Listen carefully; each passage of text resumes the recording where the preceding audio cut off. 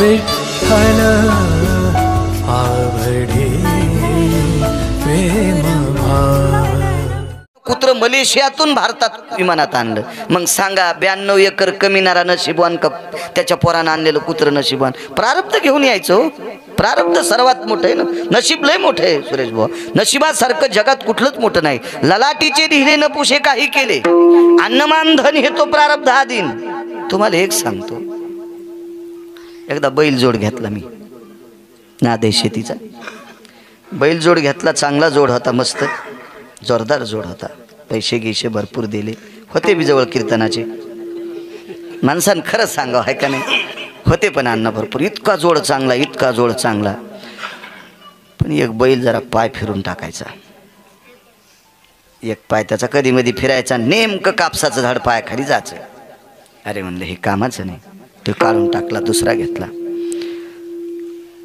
अख्खं गाव बैल पाहायला आलतं, म्हणजे ज्याला बैल कळते ते, हो ज्यांना बैल कळते ते, बैल येत नसते, वाक्य कळालं? ज्याला बैल कळते ते बैल पाहायला येत असते, बैल येत नसते, हो। मग आले बैल चांगले, बैल चांगले, बैल चांगले।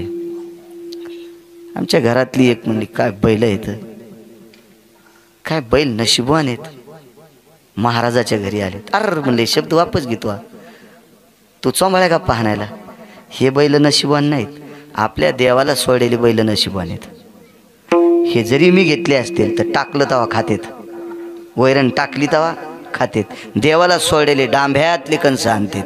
कोणते बैल नशिबवान?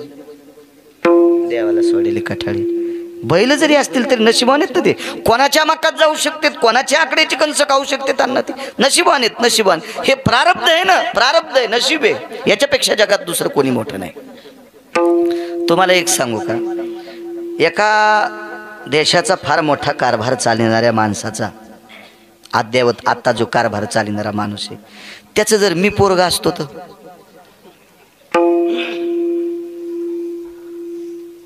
मी तुमच्या गावात यालो म्हणून मुंबईपासून रस्ते चेक झाले असते, मी ज्या गाडीत बसून आलो ती गाडी जर उंच असती तर वरून जाणाऱ्या लाईटा तुटल्या असत्या, त्या माणसाचं पोरग आलंय ही लाईट फाईट तोडून घ्या वरच्या, तुटल्यान काही वेळेस लाईना झालं असतं का नाही? आहे का आपल्या हातात ते? नाही, हो वाटत नाही का? नाही, पण प्रारब्ध लागन ना, प्रारब्ध लागन, प्रारब्ध। हे बघ नशीब इतकं विचित्र आहे, त्याची झोले घ्यायचे नाही। 4-2 पुस्तकं शिकलेले म्हणतात मी नशीब मानित नाही, नको मानू न सोमळ्या, तुला कोण म्हणतंय मान? आणि तू न मानल्याने एखादी गोष्ट सिद्धाच्या बाहेर जात असती का? ती सिद्ध सिद्धच आहे ना, तू असिद्ध करणारा कोण नाटकी वारकरी? वो आपल्या आजच्या गोष्टीनं असिद्ध होत नसती, सिद्ध आहे। मी 1-2 वेळेस सांगितलं होतं, 3 जण सख्खे भाऊ,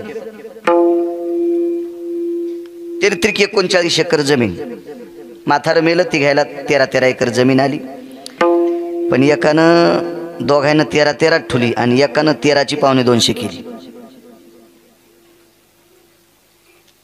एकानं 13 एकरची 2.25 केली आणि दोघांना 13 ठुली, तिघायत 2 मुलं, एकाला काय नाही। ज्याला 2.25 त्याला 1 मुलगा, ज्याला 13 आहे त्याला 1 मुलगा, आणि ज्याला 13 आहे त्याला काय नाही। त्याने विचार केला आपली 13 त्याला द्यावा, 13 दोन्ही 26 होती, आपल्याला सांभाळीन। चुलत्याची घेतल्यावर त्याला किती झाली? 26। यानं कोणाचीच न घेता किती झाली? 2.25। हे गेलं आणि मेलं, याची पुन्हा कोणाला गेली? 26 एकर, ती 26 आणि ही 2.25, ते कुठं भारताच्या सीमेवर बंदूक घेऊन गेलं? हे तिरुपतीला गेलं आणि त्या डॅममध्ये बुडालं, पुन्हा वापस नाही आलं। ही 2.25 कोणाला आता? त्याला। हे ललाटीचे लिहिले न पुशे काही केले, काही गोष्टी प्रारब्ध। मी 2 गोष्टी माणसानं सिद्धात्वात असावं, एक तर प्रारब्ध असावा, अन्यथा सेवा असावा। सेवेचं बळ इतकं मोठं आहे, सेवेचं बळ इतकं मोठं, इतकं मोठं बळ आहे, सुदाम देवाची सेवा होती, भाळी सुदामजीच्या लिहिले विधीने भीक मागावे। ब्रह्मदेवानं सुदाम देवाच्या कपाळावर लिहिलं, तुम्ही भीक मागाव। बाई मागत नाही याच्यावर सांगतोय, बाई मागत नाही कृष्णाला याच्यावर सांगतोय, हो। भाळी सुदामजीच्या लिहिले विधीने भीक मागावे, पण कर्म इतकं गोड झालं, विधी लिखिता ते मोडून लिहिले प्रभूने भीक न मागावे। मालकानं लिहिलं गोविंदराव आता तू भीक नाही मागायचं, भीक नाही मागायचं, भीक नाही मागायचं. गाव सोन्याचा दिला, गाव सोन्याचा. का? कर्म चांगलं होतं. आणि ज्याचं कर्म गोड आहे का त्याला भेटत असतात. कल्पना करा, अर्जुनातला आणि एकलव्यातला कर्माचा फरक सांगतो. अर्जुन हे प्रारब्ध घेऊन क्षत्रियाच्या कुळात आला, मागचं पुण्य क्षत्रियाच्या कुळात आला. अर्जुन हे प्रारब्ध घेऊन द्रोणाचार्यांचा शिष्य झाला. अन्न प्रारब्ध आहे, प्रारब्ध आहे. अर्जुन हा प्रारब्ध घेऊन पंढरपुरातल्या मालकाचा मेवणा झाला. सुभद्रा त्याची बहिणी मालकाची मेवणा झाला. किती मोठं प्रारब्ध असेल. आणि एकलव्याचं प्रारब्ध खोटं, लाहोर चित्र सशे धरणाऱ्याच्या कुळात जन्माला आला. पण अर्जुनानं जिवंत द्रोणाचार्याची साधना केली आणि त्यानं मातीच्या द्रोणाचार्याची साधना केली. पण शेवा इतकी घडली, अर्जुनाचा नंबर 3रा नाही, एकलव्याचा नंबर 3रा आहे. अर्जुन कोणाच्या आधीत नाही, कोणाच्या आधीत नाही. काय श्रेष्ठ इथं? कर्म. मग एक तर माणसानं काम चांगलं करावा, अन्यथा नशीब घेऊन यावा. आणि नशीब घेऊन आल्यावर काम चांगलं करावं. माझं मत आहे, प्रारब्धानं एखाद्या वेळेस जरी बैल झालो तर टायमाला वैरण टाकणाऱ्याच्या दारात व्हा. नाही तर आपण बैल हो आणि ऊसाच्या गाडीचा हो. मग ऊसाच्या गाडीचा बैल झाल्यावर किती मस्त हाणते ते तर तुम्हाला सांगायची गरज नाही. तुमच्या परिसरात कॅनल हे असल्यामुळं ऊसगीचं तुम्हाला माहिती आहे. आणि किती बैल मस्त कणतेत चालताना हे पण तुम्हाला ज्ञान आहे त्याचं. प्रारब्ध. चला, त्या बाईनं सांगितलं, कृष्णा लक्षात ठेव, मी महर्षी सांदीपनींची पत्नी, मला काही नको. पण रडत होत्या, वापस आले, स्वतःच्या पंचाचा कोपरा बाजूला केला आणि महर्षी सांदीपनींच्या पत्नीचे डोळे पुसले. आईसाहेब रडतात? हो म्हणे, तू चालला. आईसाहेब मी येत जाईन ना पुन्हा पुन्हा. तो प्रश्न नाही रे बाळा, तू ज्या वेळेला आम्ही आठवण करू त्यावेळेला येशील, त्याबद्दल दुमत नाही. पण पंचायत या गोष्टीची. माझा मुलगा काही दिवसापूर्वी समुद्र स्नान करत असताना मृत्यू पावला. समुद्र स्नान करत असताना माझा मुलगा ज्या वेळेला मृत्यू पावला त्यावेळेला मला दुःख याच्याकरता झालं नाही, कारण मी तुला पाहत होते. तुला बघितल्याच्या नंतर मला तो दिसत होता. पण आता तू गेल्याच्या नंतर मी त्याला कोणात पाहू याची चिंता पवार मामा. भगवंतानं सांगितलं, आई साहेब परत करू का? कोण माय पोरग नको म्हणणारी? कोण अशी बाई आहे की जिला मुलगा नको वाटतोय? अशा 28 स्त्रिया आहेत बरं का, त्यांना पोरग नको वाटत होतं, नको वाटत होतं. धुंदुककारी नावाचं पोरग माईला नको वाटलं, धुंदुलीला नको वाटलं, नको वाटलं, नको वाटलं. त्याच्यातली एकच सांगतो, पुन्हा कधी गेल्या एखादी सांगू. एवढी लक्षात ठेवली तरी बस झालं. योग असा आला, भगवान शिवजींना आमंत्रित केलं आणि मग हे सगळं पुण्य एकवटल्याच्या नंतर परत केला मुलगा. मृतपुत्र जीवविला, सांदीपनींचा पुत्र पुन्हा परत आणून दिला. पुण्य होतं, सात्विकता होती, कर्म होतं, काय असेल ते देवाला आपलं टोक तिथपर्यंत बुद्धी पुरत नाही. पण कालांतरानं भगवंत द्वारकेमध्ये अधिष्ठित झाले. पांडवांचा संसार थाटला आणि एके दिवशी निरोप आला, महर्षी सांदीपनींचा पुत्र गेला. अंत्यविधीला जाता नाही आलं, पण अस्थि संचयाला गेले. आपण त्याला राग भरणे, राग सावडणे असं म्हणतो. त्याला गेले. त्या ठिकाणी ज्या वेळेला भगवान गेल्याच्या नंतर राखेला हात लावला, बाजूला बसले. खरं तर राख पवित्र असते बरं का, प्रेत पवित्र नसते, राख पवित्र असते. तुका म्हणे रक्षा झाली आपे आप आणि उजळला दीप गुरुकृपे. म्हणून तुमच्या माझ्यासारख्याने राखाला हात लावल्यावर तिच्या गोमूत्र आणि गाईचं दूध टाकीत असते. राख ते एकदा अग्निरूप झालं की ते पवित्र होत असते. आपण हात लावतो म्हणून अपवित्र आहे ते, आपण हात लावतो याच्याकरता अपवित्र आहे. आपल्याकडे बऱ्यापैकी असे काही काही नियम जे शास्त्राला, वेदाला, पुराणाला मान्य नाहीत, ते आपण करतो, ते करतो आपण. प्रेत फिरवायची वस्तू नाही, प्रेत फिरवायची वस्तू नाही. उदाहरणार्थ, जर आपल्या इकडे जर मृत्यू पावलेला माणूस माजलगावच्या तिकडे जर नेऊन माती करायची असेल तर शास्त्र त्याला निषेध म्हणते. प्रेतानं गंगा कधीच ओलांडायची नाही, असा धर्माचा सिद्धांत आहे, पुराणाचा सिद्धांत आहे, कर्मकांडाचा सिद्धांत आहे. काय नसतं आपल्याला, कुठलं काही माहिती नसती, काय नसती. कोणी यानं सांगावं, त्यानं हे केलेलं ते केलेलं, तिथं पवित्र, इथं पवित्र, इथं अपवित्र, हे कोणीतरी सांगायचं छटाकभर साखरे घेणाऱ्यानं, म्हणजे बारीकशा बुद्धिवाल्यानं. त्यांचं सांगून आपण ऐकायचं, हे मूर्खपणाचं टोक आहे. काही भाकडवाद ऐकिनं हे सुद्धा मूर्खपणाचं टोक आहे. पाहुणी ग्रंथ करावे कीर्तन, एक तर आपण स्वतः वाचावा, अन्यथा ज्यानं ग्रंथाचा अभ्यास केलाय त्याचा ऐकावा वारकरी बुवा. मधल्या लोकांचं ऐकल्यानं आपली फजिती होत असते. प्रेतानं गंगा कधीच ओलांडायची नाही, हा सिद्धांत आहे. रात्री मला हेच कीर्तन होतं. एक सोन्याचे दुकानदार होते परांड्याला, तिथून पुढे त्यांचं 20-22 किलोमीटर नाडी नावाचं गाव होतं. पुढे त्या नाडी नावाच्या गावात रात्रीचं कीर्तन झालं. राजा दशरथाच्या अस्थी प्रभू रामचंद्र परत येईपर्यंत ठेवल्या होत्या. आता हे मुद्दे तर याच कीर्तनात सांगावं लागतील, दुसऱ्या कीर्तनात कसं सांगता येईल. प्रभू रामचंद्र परत येईपर्यंत कौशल्या मातेनं एका घरामध्ये लाल कपड्यामध्ये एक मडकं बांधलं, त्याच्यामध्ये त्या अस्थी ठेवल्या. प्रभू रामचंद्र परत आल्याच्या नंतर प्रभू रामचंद्र, लक्ष्मण, भरत, शत्रुघ्न, सीता, उर्मिला, सुरतकीर्ती, मांडवी या 8 जणांच्या हातानं ती राख शरयूमध्ये विसर्जित केली. मागच्या त्या लॉकडाऊनमध्ये एका पाहुण्यांकडे साखरपुड्याला गेलोत, त्यावेळेला बऱ्यापैकी फिरता आलं मला जरा बाकीच्या सामाजिक कामात. आता नाही, आता कीर्तनामुळं नाही जाता येत कोणाच्या लग्नाला. मग गेलोत, बसलोत एका घरी चहा घ्यायला, बोलिलं. पहिला प्रश्न, मामांच्या अस्थी भीतीत 7 वर्ष झालं ठुल्यात. म्हणजे मामा म्हणजे तिचे सासरे. भिंतीला एक देवळी होती, त्या देवळीत हाडं ठुले आणि देवळी लिपून घेतली. आणि 7-7.5 वर्ष झालं आणि ते काय नेताच राहिल्या, हरिद्वारला न्याच्यात म्हणून ठुल्यात. मी म्हणलं, बाई काय तुमच्या मामाचं पुण्य असेल तर हरिद्वारची गंगा तुमच्या घरात येईल ना. जरा जवळचे पाहुणे होते. मी म्हणलं, तुमच्या आणि मामांच्या सोबतच असते नेवा हरिद्वारला, डबल तिकिटाचा खर्च कशाला करायचा तुमच्या आणि मामांच्या. अण्णा तो निषेध आहे. अस्थी घरात ठेवायची वस्तू नाही. ते का पैसा आहे, ते का सोनं आहे, का ते धान्य आहे, का ते द्रव्य आहे गोविंद बुवा, काय नाही. अस्थी घरात ठेवायची वस्तू नाही. चुके ती ठेवायचीच असेल, आपला श्रद्धा आहे आपल्याला हरिद्वार, ऋषिकेश, बद्री, कुठं मातृगया, पितृगया कुठं जर न्यायची असेल तर त्याच्यासाठी आयनाचा भेद सांगितला. उत्तरायनो दक्षिणायनो एकमायन भेदायाम अस्ति विसर्जितस्ततेवचा. एका आयनाच्या दक्षिणायत न्या किंवा उत्तरायणात न्या, तुम्ही 20 आयन त्याच्याहून जाऊ देता, हे कसं शक्य आहे? 6 महिन्याचं एक आयन असतं, किती वर्ष ठेवता? ही काय आपल्या मनाची जहागिरी आहे का काय? असं आपण करीत राहतो. आपल्याकडे दुसरी एक पद्धत आहे बघा. आपल्याकडे माणूस मृत्यू पावला की लोक पाणी पाजायला मसन वाटत, देवाला दर्शनाला रांग धरतात, अशीच धरतात, नाही पाजतायत बाकीच्यांना पाणी.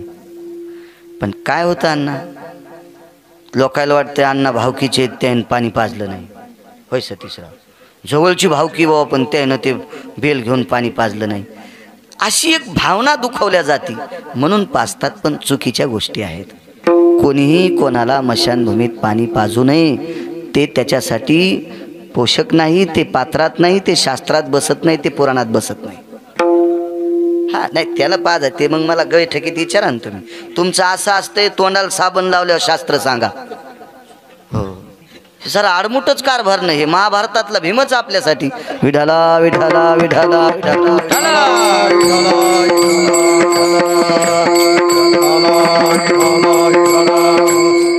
खिशा देन बाळू महाराज तुमच्या, केव्हा फोन लावून विचारायचं काय ताण आहे त्याला? ते काय ऋषिकेश हरिद्वारचा आहे का कुठलं दुसऱ्या राज्यातला आहे? आणि जरी पाजायचं असेल, माझं मते एकदम नियम मोडणं वारकरी बुवा सोपं पडत नाही. पाजायचंच न पाणी तर आपल्यापेक्षा ज्येष्ठ माणूस गेला त्याला पाजायचं.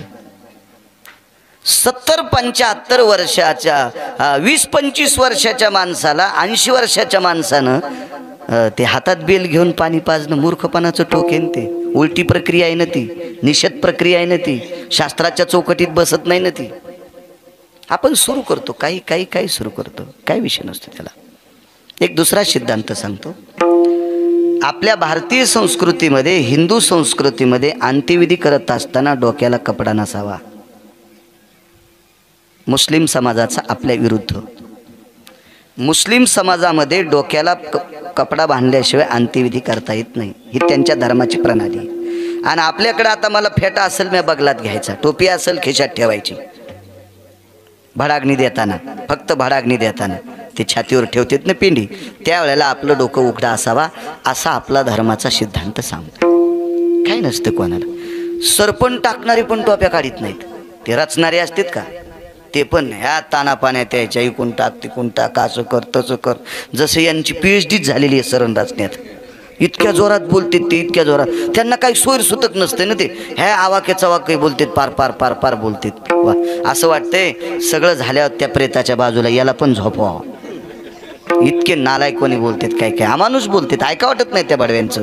मूर्खपणा असतो त्यांच्याकडे ते.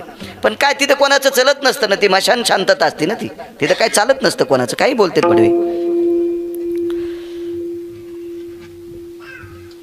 नियमाची प्रणाली असावी. चला, मुलगा परत आणून दिला, तो पुन्हा मृत्यू पावला. त्याच्या अस्थि संचयाला जगाचे मालक गेले अस्थि सावडायला. अस्थि सावडणं हा विधी कशा करता, हा एक मुद्दा आहे. सर्वांच्या साक्षीनं पवित्र गंगेत अस्थि विसर्जित केल्या, याला एक अस्थि संचयाचा प्रभेद आहे. त्या टाकायच्या, त्या गंगेत विसर्जित करायच्या. कारण गंगा ही पवित्र आहे. गंगा पापम शचितापं कल्पतरु दैन्यस्तदा, पापशालन करते ती गंगा असते. म्हणून गंगेमध्ये अस्थि विसर्जित करतात. गंगेमध्ये ती क्षमता आहे. अजून लक्षात घ्या, ढालेगावला आपल्या प्रांतातल्या कितीतरी अब्जानं लोकांची अस्थि पडल्या असतील, पण तुम्हाला पावसाळा गेला की एका करडीच्या एका भागा इतके, करडीचे 2 भाग होतेत ना, करडीच्या एका भागा इतकी अस्थि तुम्हाला गोदावरीच्या पात्रात सापडणार नाही. का? अस्थि सामावून घेण्याची ताकद गंगेत आहे. अस्थि सामावून घेण्याची ताकद गंगेत आहे. याला विज्ञान पण डोकं लाईत असेल, विज्ञानवादी लोक सुद्धा डोकं लाईत असतील. याती क्षमस्व अस्थि ही जाये, यात गंगोदक भयो हो विरस्तो वात्सल्य जायते क्षमस्व प्राणास्ति. हा गंगा ही आस्तीला इतकं क्षमस्व करते, इतकं क्षमस्व करते की स्वतःच्या अवदानातला स्वीकारून घेते आणि आस्ती जलमय होऊन जातात. इतकी मोठी. म्हणून गंगेत आस्ती विसर्जित करायची असतात.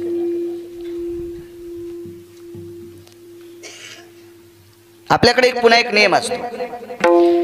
जे गाडग्यात पाणी तापवलं होतं ना शेवटची आंघोळ घालायला, आज हेच सांगतो 2-4 गोष्टी. त्या गाडग्या खालची एक गौरीचा ढेपसा माती करून आल्या पाणीत भरून ठेवते आणि तिथं ते ठेवते. त्याच्यातली थोडीशी राख कपाळाला लावते. त्याचं कारण सांगू? शुद्धो येती भस्म लेपनश्य जायते. गाईचं शेण जाळल्याच्या नंतर जे भस्म तयार होतं का, त्या भस्माची ताकद जगात कुठलंच भस्म करू शकत नाही.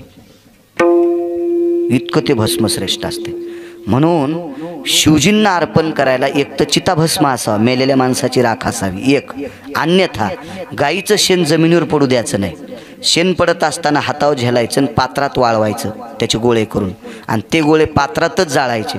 धरणीचा जमिनीचा स्पर्श न होता जाळलेले गोळे ते भस्म भगवान शिवजीला 10 क्विंटल सोनं अर्पण केल्याचं पुण्य प्राप्त होते. आणि ते भस्म गाईचं असते, ती गौरी असते. आता त्या तोलाचं जरी नसेल तर त्याच्या तत्वात असते.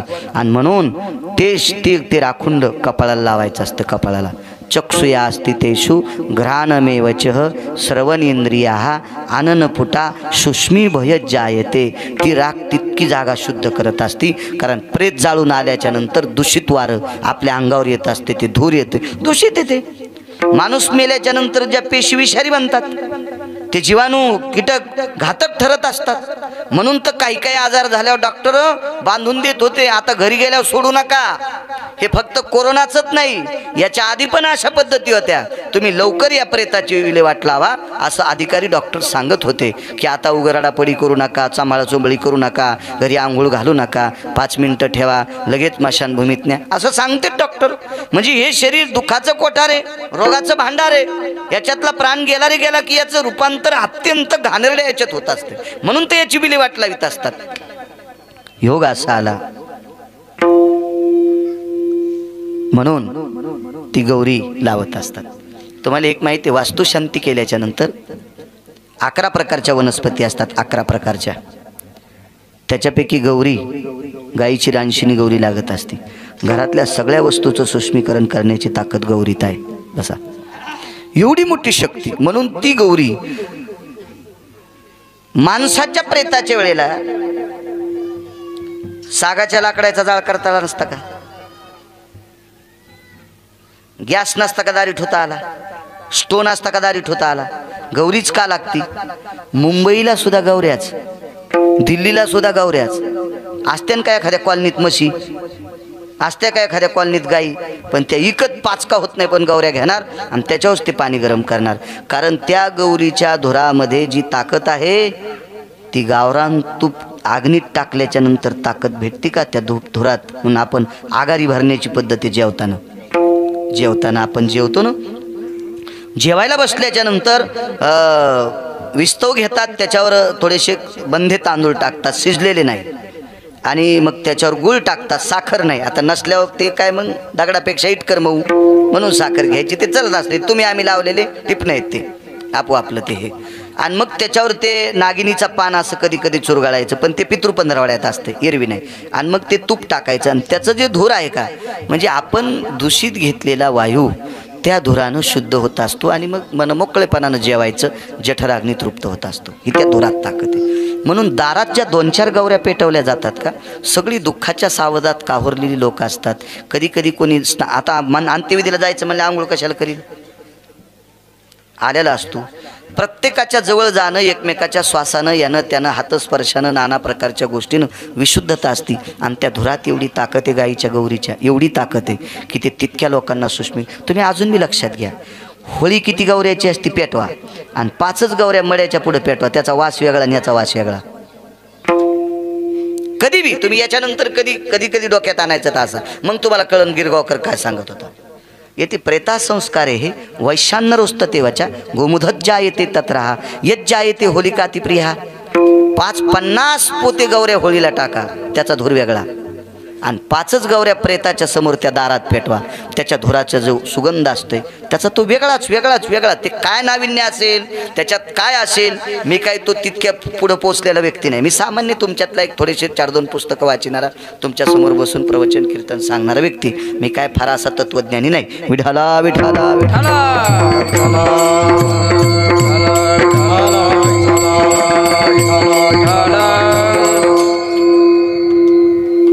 म्हणून आस्ती गंगेत टाकायची पद्धत आहे.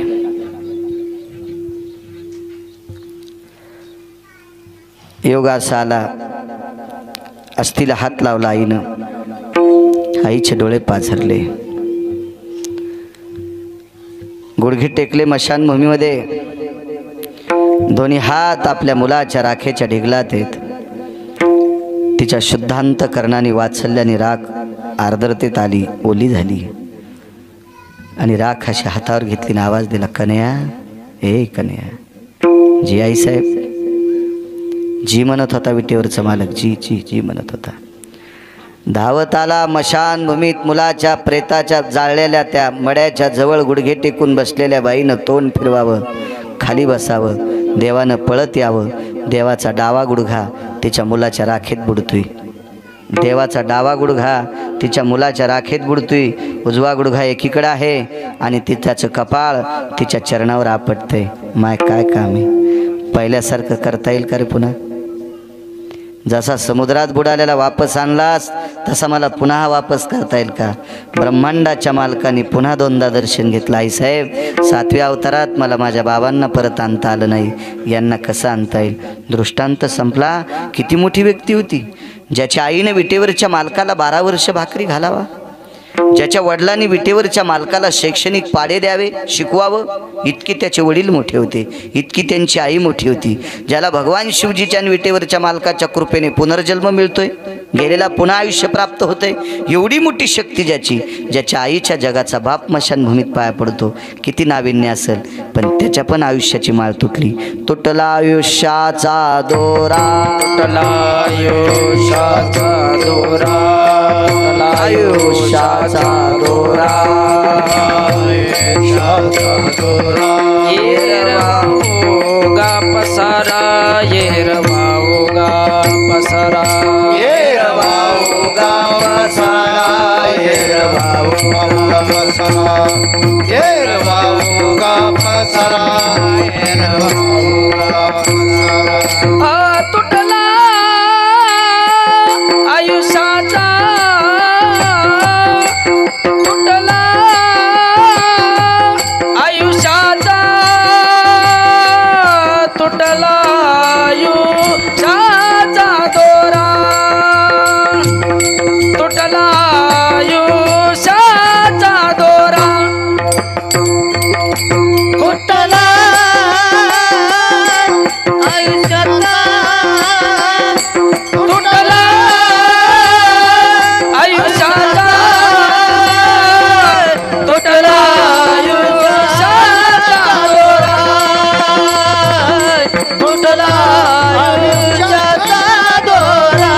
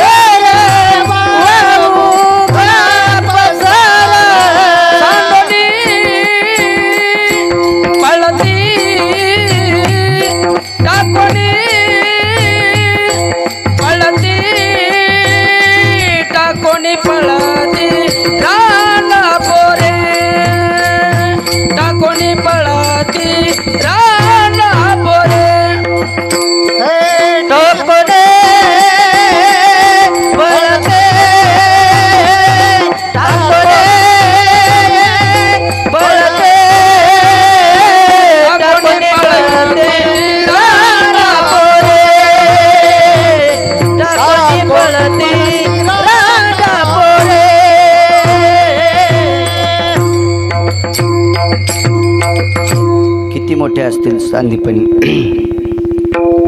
पण नाही आयुष्याची माळ तुटल्यावर जोडता आली. आपल्याकडे 34 महिला येतात, त्यांना नायिका म्हणतात, आणि 5 महिला आहेत त्यांना पतिव्रता म्हणतात.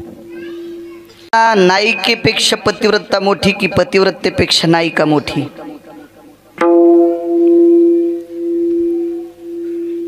आपण नाही डोकं लावायचं त्याला.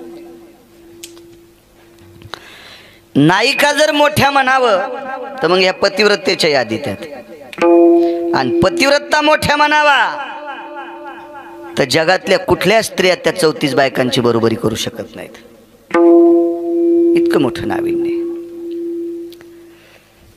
एक बाई पतिव्रतेच्या यादीत नाही पण अमृत साठवायची ताकद तिच्यात होती. मग सांगा पतिव्रता श्रेष्ठ का ती श्रेष्ठ? देवाला नाही अमृत धरता आलं, गरुडाला नाही अमृत धरता आलं, कदरूला अमृत प्राप्त झालं नाही धरता आलं, गरुडाला 2दा मिळालं नाही धरता आलं, बळीला प्राप्त झालं नाही धरता आलं, देवायला मिळालं मोहिनीला पाहत राहिले. खोटी बाई होती ना, वरून बो आत वरून बाई नातून बोआ. मोहिनी काय खरा बोआ होता का? पंढरपुरातला मालक मोहिनी झालता, वरून बाई होता नातून बोआ होता, तरी ब्रह्मदेवासारखा माणूस त्याच्याकडे बघून पाकळतोय. किती किती विचित्रपण आहे, किती विचित्रपण आहे. अशी 43 देव त्या रूपाला बघून भळभळले. अमृत होतं त्यांना प्यायला, पिता आलं का? ते तिलाच पाहत राहिले. तरी देवानं सांगितलं, ऐका रे ऐका, मी खोटी बाई आहे, आतून बो आहे, मी साडी घातलेला बो आहे, मी बाई दिसतोय तुम्हाला पण आतून बो आहे. कुठं ऐकले कोणी? पण ज्या बाईनं अमृत आपल्या नवऱ्याकरता साठवून ठेवा ती बाई किती मोठी असेल. तसा नवरा तिचा नालायक होता. 4 रावणापैकी 1 रावण होता. कधी कधी वाची जा, रिकाम्या वेळात चांगलं वाची जा. काय होतं, एक आत्मिक समाधान भेटत असते. चांगलं वाचा, चांगलं वाचा, विश्वाचा मालक तुम्हाला वाचील.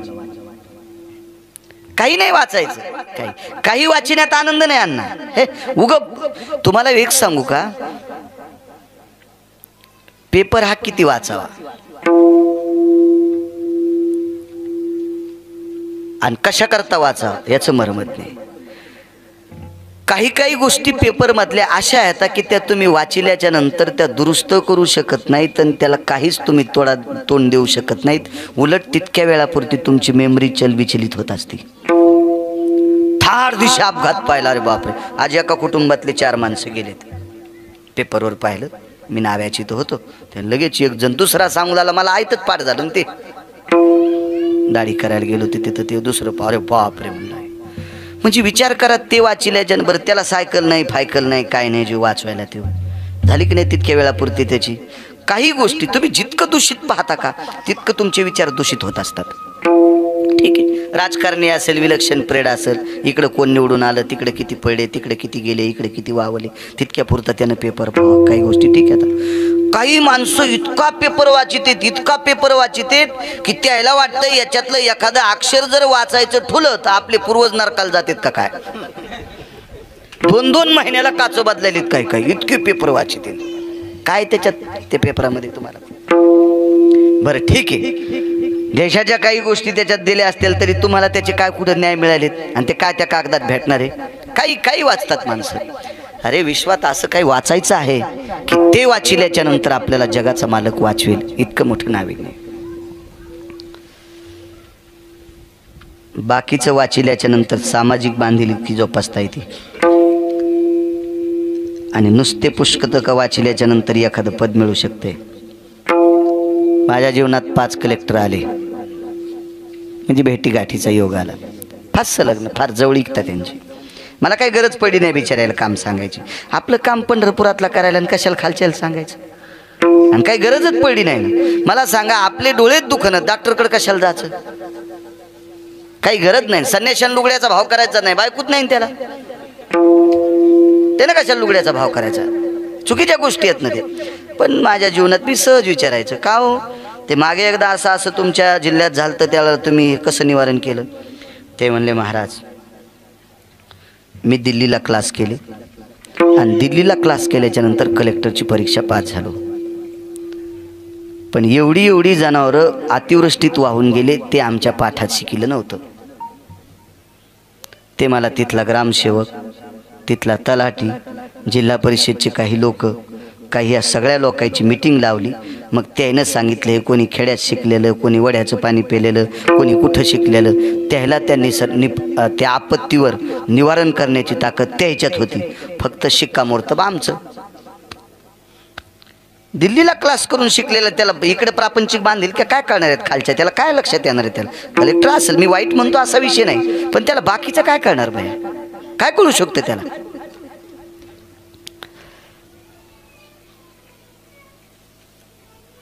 जाऊ द्या, जास्त विचकी नको. पुन्हा लोक शाळा सुटली तर पोरं म्हणतील आता आपल्याला कलेक्टर व्हायचंच नाही, याचे परिणाम असे होऊ नये. मला सांगायचं की काही गोष्टी वाचवत जा, त्याच्या त्या बाकीच्या गोष्टीत उतरत असतात त्या.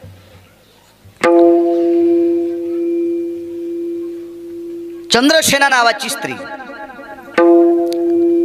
हिने अमृत साठवलं आणि चंद्र सूर्याला स्वतः प्रत्यक्ष सांगितलं, ए दिनपती, ए निशापती. निशापती म्हणजे चंद्र, दिनपती म्हणजे सूर्य. तेजो कांती भय भास्करो दिनपती निशापती भय व्याप्तिर्जन्य कृत्रहा ममम ललाटम प्रपटले कुमकुमम आरजितम तम जायते सर्वानाम चिरकाल संस्थितः. हे जोपर्यंत चंद्र सूर्य आहेत तोपर्यंत माझ्या कपाळावर चुकून खुपसायची ताकद कोणात नाही. काय बाई असेल होती, किती मोठी बाई असेल, पण हिचं कुंकू त्या दिवशी पुसलं. एक संन्यासी फुटला. एका संन्याशानं चूक केली, त्या संन्याशाचं नाव मारुतीराय. हो, ते भुंगे मारले. चला असू द्या. बाई किती अधिकारी होती सांगतो तुम्हाला. ज्या संन्याशाने भुंगे मारले त्याला शाप द्याला, ही शेपटी तुला राहणार नाही. रामेश्वरला शेपटी नाही मारुतीरायला. आणि ज्या पायाच्या अंगठ्यानं पंढरपुरातल्या मालकाने तिचा पलंग मोडला, तिनं शाप दिला, याच अंगठ्याला बाण लागन तू जाशील. भिल्लेविन दिले शारंधर. काय बाईची ताकद असेल वारकरी बुवा. शाप द्यायला देव त्या तिथीला मरतो हा शब्द ऐकायला बरा वाटत नाही, पण दुसरा सांगू कोणता.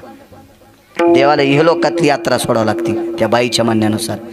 महाराज विश्वातला 1 नंबरचा संन्यासी, बुद्धिमतान वरिष्ठम, त्याच्यासारखा निष्कलंक कोणी जीवन जगलेला माणूस नाही. पण त्याला बिना शेपटीचं रामेश्वरला राहावं लागतंय. काय बाई असेल, पण त्या बाई अमृत नवऱ्यासाठी प्राप्ती स्थापित केलं. इतकी बाई जगात आधिपत्यात. ती 34 नायकीपैकी एक चंद्रसेना.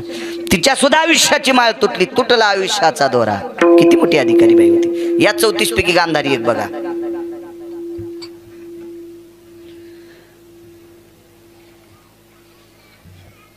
लोपामुद्रा एक बघा. रेणुका एक बघा. कोणाची पत्नी रेणुका? जमदग्नीची पत्नी रेणुका. काय ताकद त्या बाईत. स्नानाला गेल्याच्या नंतर ती तांब्यात पाणी आणत नव्हती. स्नान आटपलं, गंगेच्या पात्रात पहाटेच्या सूर्योदयाच्या अगोदर स्नान करायचं, अंधारात पातळ नेसायचं, दुसरं पातळ पिळायचं, खांद्यावर टाकायचं आणि नेसलेल्या पदराचा वटी पदर पाण्यात घालायचा आणि वटीत पाणी आणायचं. वटीत पाणी आणायचं आणि त्या पाण्यानं मालकाचे पाय धुवायचे. असेल का ताकद कोणाची? 34 नायकीपैकी ती एक येते. एवढी मोठी शक्ती, एवढी मोठी शक्ती. अण्णा तितक्यानं नाही. ब्रह्मांडाचा मालक तिचा मुलगा परशुराम म्हणून जन्माला येतोय. तुमच्याकडे मंदिर आहे तिचं, तिथेच भागवत केलं तर मी. तिघीची यादी सांगतो, आपल्या वेळेस संपवतो, कारण एक दुःखद घटना एखाद्याला माहीत नसेल सांगतोय. पहाटे मला वाटतं एक दुःखद घटना घडली. वयोवृद्ध तपोवृद्ध गुरुजी होते, शिक्षक होते. वृद्धापकालाने त्यांची इहलोकात ती यात्रा संपली. दक्षिणेच्या मालकाचा निरोप आला. इहलोकातली यात्रा त्यांना सोडावं लागले. त्यांच्या अंत्यविधीचा टाईम 2:30 दिलेला आहे. आपण त्या वेळात सोडलं म्हणजे सगळ्यांना तिकडेही जाता येईल. एकमेकाच्या दुःखात माणसानं 2 दारी गेलं पाहिजे, एक मरणादारी आणि तोरणादारी. 2 गोष्टी पुण्य साकारातल्या असतात. मृत्यूला शेवटचा निरोप द्यायला जावा, हृदयानं हृदयाची लिंता मानावी आणि लग्नाच्या ठिकाणी अक्षदा टाकण्यासाठी जायचं. आता जावं म्हणून आमच्या धर्मसिद्धांतात एक त्याची वर्णी आली. अंत्यविधीला गेलेला माणूस तिकून आंघोळ करून आला तर 14 काशीच्या आंघोळी केल्याचं पुण्य प्राप्त होते. मी पहिल्यांदा 4च सांगायचो, हे पुन्हा नंतर वाचला एक पुरावा. अंत्यविधीला मातीला गेल्याच्या नंतर तिकूनच जर वाटात नदी असेल आणि आंघोळ करून वल्या कपड्यानं जर घरी आला आणि घरी येऊन एकदा पुन्हा आंघोळ केली तर काशीच्या 14 आंघोळी केल्याचं पुण्य प्राप्त होते. लग्नाला गेल्यावर 100 लग्न लावल्यावर तिथले न जेवता जर लावले तर 4 धाम केल्याचं पुण्य प्राप्त होते. पण उद्यापासून खाचात नाहीत नुकती. हा हो, मग ते काय कुठं म्हशीच्या कोयठ्यात टाकायचा का काय टाकायचं असं काय काय असतात काय काय गोष्टी. हे शास्त्रानं सांगितलं कशा करता माहिती का अण्णा? तुम्ही एकत्रित जा. माणसं एकत्रित येण्याची साधनं ती आहेत. लग्नात एकत्रित जा, एकमेकाच्या आड्यागाड्या दूर करा, प्रेमानं जा. आणि अरे किती आड्यागाड्या असत्या, निदान मेल्यावर तरी जवळ जा. हे सांगण्यासाठी साधू संतांनी नियम लावलेले आहेत. ते बाई जात राहिल्या. बऱ्याच ठिकाणी प्रेत टेकण्यात आलं. शेवटचा मुक्काम झाला राणी सावरगावला, एक मुक्काम झाला औरंगाबाद जिल्ह्यात गोलटगावला. असे 19 मुक्काम झाले. बाकीचे मुक्काम लक्षात घ्या, मला सगळे सांगता येतात. तुम्ही म्हणता तुला पाठ नाही, मग बाकीचे काहून सांगा ना. तुम्ही बी लक्षात ठेवत जा किंवा दुसरा महाराज आला विचारायचं त्याला. कारण तुम्ही जितके हुशार होताल का तितके आमचे लोक वाचित राहतील. तुम्ही नाही हुशारी केली की मग आमचं चलत यालाची बेलाला आणि शिमग्याच्या त्याला चलत राहतं. काय तर आहे की नाही सुरेश बोते? तुम्ही हुशार व्हायचं. अहो तुम्ही इतके हुशार झाले पाहिजे की आमच्या बोलताना कष्टातून घाम निघला पाहिजे. अरे बाप रे, आता काय सांगा लोकांच्या पुढे असं वाटलं पाहिजे. परशुराम नावाच्या मुलाला सांगितलं, बाळा मला आवडेल तिथे अंत्यविधी कर. आवडला माहूरचा डोंगर, तिथं अंत्यविधी कर. बाळा एक नियम आहे माझा, मला भडाग्नी दिल्याच्या नंतर मी 3 हाका मारीन. 3 हाका मारल्याच्या नंतर तू पाठीमागं बघायचं. भडाग्नी दिला की गाडगं फोडतात.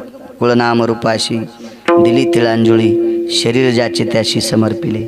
फिरविला घट फोडीला चरणी, महावाक्य ध्वनी बोंब झाली. देहूतल्या मालकांचं वाक्य. म्हणून गाडगं फोडण्याची पद्धत आहे.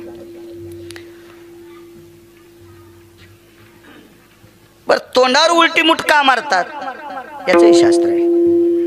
किती किती सांगायचं, पण पुन्हा कधी बघू. पहिला आवाज आला परशुराम. आईनं सांगितलं होतं मागं पाहायचं नाही, पण दुसरा आवाज कोमल आला. परशुराम, कोमल आवाज आला. आई हाक मारते. मागं फिरून पाहिलं, इतकंच प्रेट वरी आलतं. म्हणून विश्वात तितक्यात डोक्याची पूजा आहे. रेणुकेच्या पूर्ण शरीराची पूजा नाही, फक्त तांदळाचीच पूजा आहे. काय ताकद असेल त्याच्या पाठीमागे रेणुका पुराणातला सिद्धांत आहे. ती 34 नायकीपैकी एक माऊली आली. चंद्रसेना हे रेणुका 2. चला, महर्षी अगस्तींची धर्मपत्नी किती मोठी बाई. रावणानं पाठवलेली काही राक्षस त्रिशरा, खर, दूषण ही 14 अशी कितीतरी राक्षस आलती. त्याच्यातला एक नालायक राक्षस सागरात जाऊन लपला. घरी आले सांगितलं, मुद्रा, कधी लोपा म्हणायचे कधी मुद्रा म्हणायचे. हे लोपा मुद्रा. जी मालक, ते मूर्ख राक्षस समुद्रात लपलंय ग, काय करावं काय करावं काय करावं. वैकुंठवासी माधव महाराज मगर सांगायचे, दारुरकर शास्त्री सांगायचे, डोंगरोजी महाराज सांगायचे.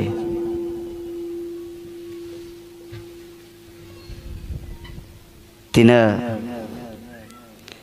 पात्रात जेवायला वाढलं. तेजो भयस्थितो ललाटम प्रपटले आरजीवो भास्करो दिनकरो सकला स्थितत तेजायाम पती परमेश्वराय नमः. भोजन केलं. कागमणी एवढ्या एवढ्याच कोरा खाल्ल्याच्या नंतर पोट भरतंय, इतकं इतकं केल्यावर पोट भरतंय. आज तुझ्या हातचा एक घास खाल्ला की तृप्तीचा ढेकर जा म्हणे. आज तुम्ही तृप्तीचा ढेकर याच्या करता दिलाय, तुमचं उदर इतकं मोठं झालंय की त्याच्यात समुद्र बसू शकतो. त्याचे 4 श्लोक आले पुढं, तो पुढचा विषय. कधी योग आला तर पुन्हा सांगेल. सगळं कसं सांगता येईल. जमीन 300 एकर आणि बैल 2 अण्णा कशी पाळी होईल. आणि मग सागराच्या तीरावर गेले. एकाच म्हणे माझा पिता जाय निप्राशीला. एका खोटाच समुद्र प्याला. एवढं उदर होण्याची ताकद कोणाची ताकद आहे? बायकोची. पंढरपुरातल्या मालकाला ठराविक नालायक मारायचे होते, पण ते नालायक पंढरपुरातल्या मालकाच्या हातानं मरत नव्हते. याचं एकमेव कारण होतं त्यांच्या बायका अधिकारी होत्या. चंद्रसेना अधिकारी होती म्हणून ते मरत नव्हतं. मारुतीरायला जावं लागलं. वृंदा अधिकारी होती म्हणून जालिंदर मरत नव्हता. मंदोदरी अधिकारी होती म्हणून रावण मरत नव्हता. रावणाला मारण्यासाठी त्याचा भाऊ फोडावा लागला. त्याच्या बहिणीच्या मनात नालायक विचार आणावं लागले. शास्त्र आहे. तुम्हाला एक सांगू, कौरव मरत नव्हते राजो, कौरव मरत नव्हते. कौरव मारण्यासाठी सगळ्यात मोठा पापी व्यक्ती बोलवला त्यांचा मामा, फार मोठा. सांगतो पुढचा मुद्द्यात मुद्दा, एक पुन्हा आठवत नाही मला. भीमाला सांगितलं, दादा दुर्योधन समोर आला की गदा हाना. अशी गदाच फिरवायचा भीम, कर कर कर कर कर कर सोडायचा. देवान म्हणायचं थांब उद्या, थांब थांब उद्या. असं करता करता 10-12 दिवस गेले. भीमानं सांगितलं, देवा आज गदा असा अन्साट्यात आला, नेम धरलाय, एका ठोक्यात मांडी उडीणार. तुम्ही थांब म्हणता, उद्या म्हणता, आणि उद्या असं नेम धरला की परवा म्हणता. नेमकं काय? अरे बाबा मी का तुझ्या विरोधातला आहे का काय? गाडीत तू याच बसवून प्रचार तूच करायला. गाडीत तू ह्या बसून प्रचार दुसऱ्याचा करीन मी, असं नाही मोह काम. मी तुझ्याच गाडीत बसलो तुझा तुमच्या हिताचं काम करतो ना. मी सांगतो त्यावेळेला मारणं. आणि मग सांगितलं आता गदा मार. आणि गदा मारल्याबरोबर दुर्योधन खाली पडला. संध्याकाळी विचारलं, इतक्या दिवस का नाही मारू दिली? कारण दुर्योधन त्याच दिवशी चुकला होता. त्या दिवशी आईचं दर्शन घेऊन आला नव्हता. ज्या ज्या दिवशी दुर्योधन आईचं दर्शन घेऊन आला त्या दिवशी दुर्योधनाच्या भोवताल आईच्या कर्तव्याचं, पातिव्रत्य मातेच्या सत्वशिलाचं तेज भोवताल फिरत होतं. भीमा गदा तर तू कधीच फुटली असती, पण हातही निष्ठून गेला असता. इतकं पतिव्रतेचं तेज आहे. पण आज नालायक दुर्योधन आईच्या पाया पडून आला नाही म्हणून तुझ्या गदेचा प्रहार केलाय. दुर्योधना मारिली गदा. हो मग गदा इतकी ताकद होती गांधारीची. भीमाचं पंढरपुरातल्या बालकाचं चालत नव्हतं त्याच्यावर. एवढी अफाट शक्ती होती, अफाट शक्ती पतिव्रतेची. एक मुद्दा सांगतो तुम्हाला. वनामध्ये धृतराष्ट्र आणि गांधारी आहेत. कौरव मृत्यू पावल्याच्या नंतर तुटला आयुष्याचा दोरा सांगतोय. वनात गांधारी आणि धृतराष्ट्र. तर त्या वनामध्ये हिंस्र पशु असायचे. वाघ, सिंह, लांडगं, कोल्हे, तरस, बिबटे आदी करून ती पशु पक्षी होती हिंस्र. असे पावलं वाजल्याबरोबर धृतराष्ट्रानं गांधारीच्या मांडीवर हात टेकायचा. गांधारीच्या मांडीवर हात टेकायचा. कुलकर्णी काका गांधारीच्या अंतकरणातलं पतिव्रतेच्या सेवेचं कवच मालकाच्या अंगावर गेलं की वाघ फिरून जात होता. फिरून जायचा अण्णा. वाघ वापस फिरायचा. हे याला बोच करायची ताकद आपल्यात नाही, कारण हे पतिव्रतेचं कवच आहे. त्याला इतकी मोठी ताकद. कालांतराने धृतराष्ट्र वनात एकटा फिरू लागला.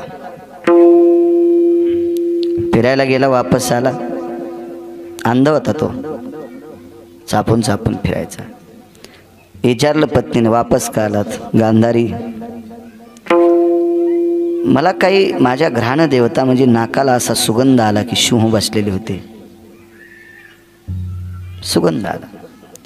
गांधारीनं सांगितलं, मालक, विश्वातला एकही हिंस्र पशु नाही की ते तुम्हाला बोचकारू शकेल किंवा चावू शकेल. ही कोणात ताकद नाही. 15-10 मिनिटात आपण आठवू. ते तुम्हाला बोचकारू शकत नाही. तर प्राण्याची भाषा कळणाऱ्या एका व्यक्तीने विचारलं.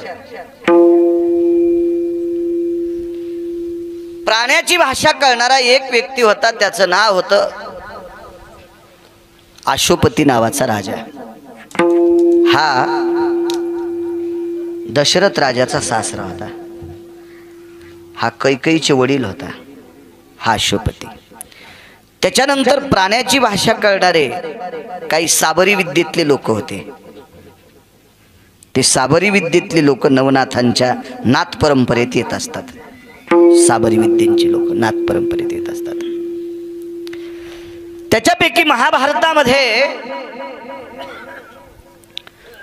कणाश्व नावाचा एक गंधर्व होता.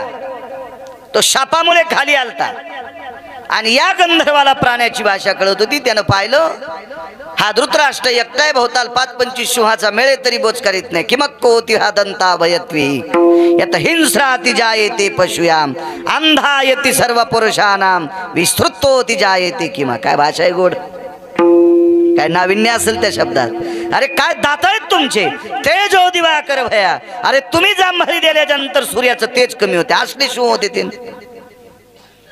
अरे पौर्णिमेच्या दिवशी तुम्ही जर ललकार खेळायला लागले तर चंद्र ढगाच्या आड जातोय. इतके बिबट्याचे जात तेजस्वी आहेत. तुम्ही याला का बोच करीत नाहीत? तर काही प्राण्यांनी सांगितलं, इतका पापी, इतका पापी, इतका पापी, इतका पापी, याला बोच करून आम्हाला पाप घ्यायचं नाही. हे एका पुराणाचा सिद्धांत आहे बरं का, याला काय खरं मानायचं नाही. पण काही प्राण्यांची अशी भाषा झाली त्या कन्नवाला, अरे अखंड पत्नीचं तेज याच्या भोवताल फिरतंय, आमचे नख याच्या पुढे काहीच नाहीत. इतकी बाई 34 नायकी पैकी एक, एवढी श्रेष्ठ बाई. वनात एके दिवशी बसले. पुढचा विषय सांगायची गरज नाही पण सांगतोय. गांधारी इकून बसली, पलीकडून धृतराष्ट्र बसले आणि पावला असे टप टप टप वाजत होते. पावला खाली पानं चुरा होत होत्या, काड्या चुरा होत होत्या, पाचोळा चुरा होत होता. असं वाटत होतं 2-4 सिंह आलेत का काय. गांधारीनं पटकन हात उचलला आणि धृतराष्ट्राच्या मांडीवर टेकला. तिला वाटलं यांना झोप लागली का नाही, आता सिंह जवळ आले, यांना बोच करतो. गांधारीचा हात मांडीवरला काढा आणि खाली टेकला. गांधारीने विचारलं, प्राणनाथा जी. जे कसं म्हणेल नवरा. प्राणनाथा, हो ग काय. तुमच्या मांडीवर मी हात ठेवला, तुम्ही बाजूला केला, तुम्हाला सिंहाची भीती नाही. सिंह मला मारून पाप प्रदान करणार नाही. आणि आता आलेला सिंह नाही गांधारी, कोण असेल. इथे येण्यासाठी एकच व्यक्ती भाऊक आहे. देव मला दुरावलाय, तो येऊ शकत नाही. माझ्या पुतण्यांना मी त्रास दिला, ते येऊ शकत नाहीत. इथे येणारा एकच आहे, तो फक्त आहे इदूर. इदूर हा वाक्य ऐकत होता आणि धृतराष्ट्राच्या पायावर डोकं ठेवलं. दादा वनात हेस? होय म्हणले. वहिनी साहेबांच्या पायावर डोकं ठेवलं. धृतराष्ट्राने कडकडाटून मिठी मारली. विदुराला मागचा पुढच्या जन्माचा प्रसंग विचारला. चला असो. त्या वनामध्ये आपल्या मालकाला कवच देणारी 34 नायिकेपैकी गांधारी होती. गांधारीनं दुर्योधनाचा पुन्हा दुर्योधन तयार केलता. राखेचा दुर्योधन केला. उजव्या हातावर ठेवला. कृष्णा, एक लक्षात ठेव, माझ्या 100 कार्ट्यांनी तुम्हाला पांडवांना त्रास दिलाय. 100ला 100 मेले, त्याच्यातला एवढा जिवंत कर, उद्या धर्माच्या डोक्यावर छत्र धरील. धर्म जर बाहेरगावी गेला तर धर्माच्या पादुका सिंहासनावर ठेवील आणि त्याच्या पादुकावर छत्र धरील. याला जिवंत कर. पण पंढरपुरातला मालक लय हुशार होता. त्यानं 2 नंबरच्या राजकारण्याकडे तोंड केलं. त्याचं नाव होतं विदुर काकाने. विदुर काकानं सांगितलं नको, पुन्हा महाभारत सुरू होईल. काका हुशार होते राजकारणात. काका इतकं राजकारण कोणालाच कळालं नाही. कृष्णाला कळालं नाही. तसे कृष्ण 1 नंबरचे. मोठ्या माणसाला 1 नंबर द्यावाच लागतो, तो जगाचा मालक आहे ना. पण राजकारणातला 1 नंबरचा व्यक्ती विदुर काका होते. कारण कुठलंही राजकारणाचं सूत्र विचारायला भगवान कृष्ण परमात्मा विदुराकडे जायचे होते. उगा आपण लावतो चल विदुरा घर जावे, त्याचंच काम होतं. त्याच्या कामाकरता जात होता ते विदुरा करता. ते मग राजकारणाच्या चौकटी विचारित होता. आणि 5वा डॉन रयतेचा राजा छत्रपती शिवाजी महाराज. 5 मिनिटात सांगतो. परवाला शिवजयंती झाली. आज काय ते कीर्तन नाही, पण कीर्तन आहे ना, त्यानिमित्ताने एका चांगल्या राजाचं 2 मिनिटात वर्णन करतो. माझ्या श्रीमंत श्री तुकोबरायाचं मत होतं, जाई हो तू माते न करी साया सामी विष्णुदास तैसे नको. परस्त्रीला माय म्हणणारे तुकोबराय. परस्त्रीला माय म्हणणारे तुकोबराय. ज्या ज्या स्त्रियांनी त्या प्रांतातले प्रांतीय राजे भ्रष्ट करून टाकले, अशा स्त्रीनं स्नान करून तुकोबरायची श्रोता व्हावी, इतकी दृष्टी तुकोबरायची गोड होती. एक सांगू तुम्हाला, एक स्त्री तुकोबरायचे शिष्य होते निळोबराय. आणि निळोबरायचा विरोध करणारी त्या काळातली गंगाबाई नावाची नृत्यांगना होती. तिनं कुलकर्णी काका एका लय श्रीमंत माणसाला मातीत घातलं. त्याला कांदा आणि भाकर भेटली नाही शेवटच्या टप्प्यात. 250 मशाली सोन्याच्या होत्या अण्णा. एक मशाल 2.5 किलोची. 1.25 किलो गावरान तूप लागत होतं. 250 गुणिले 1.25 किलो रोजचं तूप महालात तितकं जळत होतं. म्हशी किती असतील, गाय किती असतील. शेवटच्या टप्प्यात कांदा नाही भेटला. तिचं नाव होतं गंगाबाई नावाची नृत्य सम्राज्ञी. आणि ह्या बाईनं निळोबरायचं चिंतन ऐकल्याच्या नंतर तुट्टी मोकळी करावं, स्नान करावं, निळोबरायची श्रोता बनावी. काय ताकद असेल या लोकांची. आणि ही परंपरा ऐकणारे छत्रपती शिवाजी महाराज. अरे काळ्या रात्री चमकत होतं जिच्या रूपाचं उनं, अशी देखणी होती एका मुस्लिमाची सुन. अरे तिला पाहुनी आई म्हणाला राजा तो शिलवान, आनंदाने नांदत होती हिंदू मुसलमान, आनंदाने नांदत होती हिंदू मुसलमान. आपल्याला एवढंच बघायचं. काळ्या रात्री, अमावस्याच्या रात्री जिच्या अंगाचा लख प्रकाश पडत होता, अमावस्याच्या रात्री जिच्या अंगाचा लख प्रकाश पडत होता, ती विरोधकाची बाई होती. तिला जर नजर कैदीत नुसतं ठेवलं असतं तर 2 किल्ले मिळाले असते.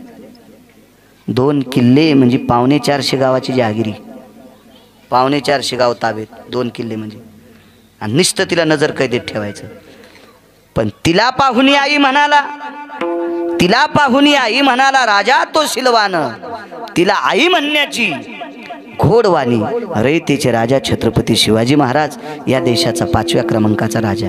6वा झालेला नाही, होणारही नाही. होतील याच्यासारखे कसे होतील कुलकर्णी काका?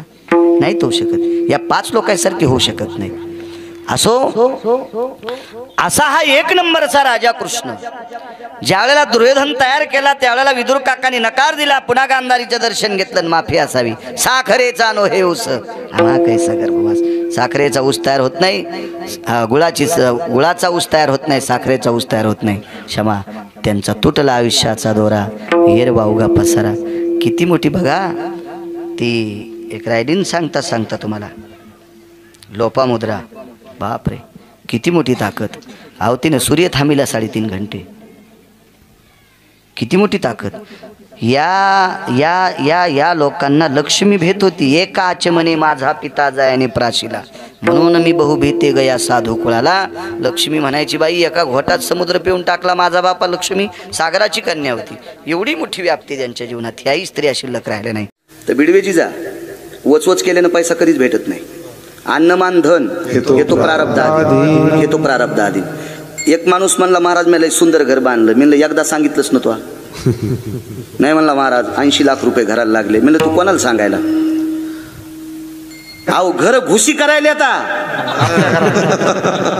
अरे मुशकाशी काय नो हे गे. मुशक म्हणजे उंदीर. उंदराला घर नाहीत असं कोण म्हणतंय. तुमच्याच भिताडं टोकरून ते घर करते. म्हणलंय असं म्हणू नका. मोलय घर मोठं आहे तू अंगाव पडन, तू ह्याच अंगाव पडन. एका दिवशी ध्यान तू विठाला विठाला.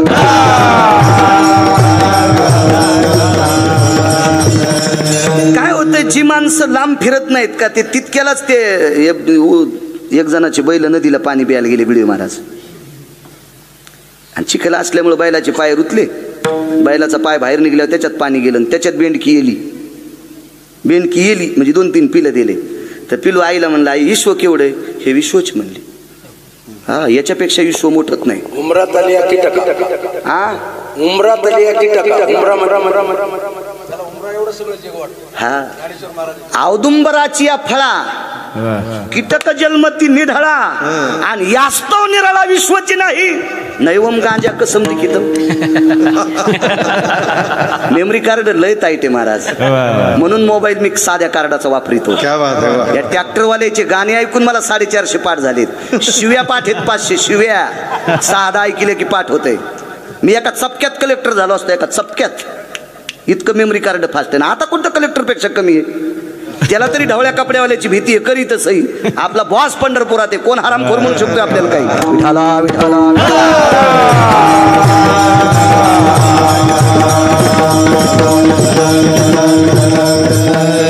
परमार्थात फक्त नैतिकता सांभाळायची. हा, माणूस देव मोठं करीत असतो. काय सांगू लागलो, महाराज आले नैनितालच्या अरण्यात, तिथपर्यंत आलतो ना. संतांची निंदा. हा, तो महाराष्ट्रातल्या देवतेची तो इंग्रज अधिकारी निंदा करत होता. तो भारतातल्या कोण्याच देवते पुढे वाकला नाही. 14 पानाचा इतिहास आहे त्याचा. बघा, तरुणांनी शिकलेले न पहा, चांगलं बघायचं आपल्या देशातलं. 14 पानाचा इतिहास आहे, नाहीच वाकला.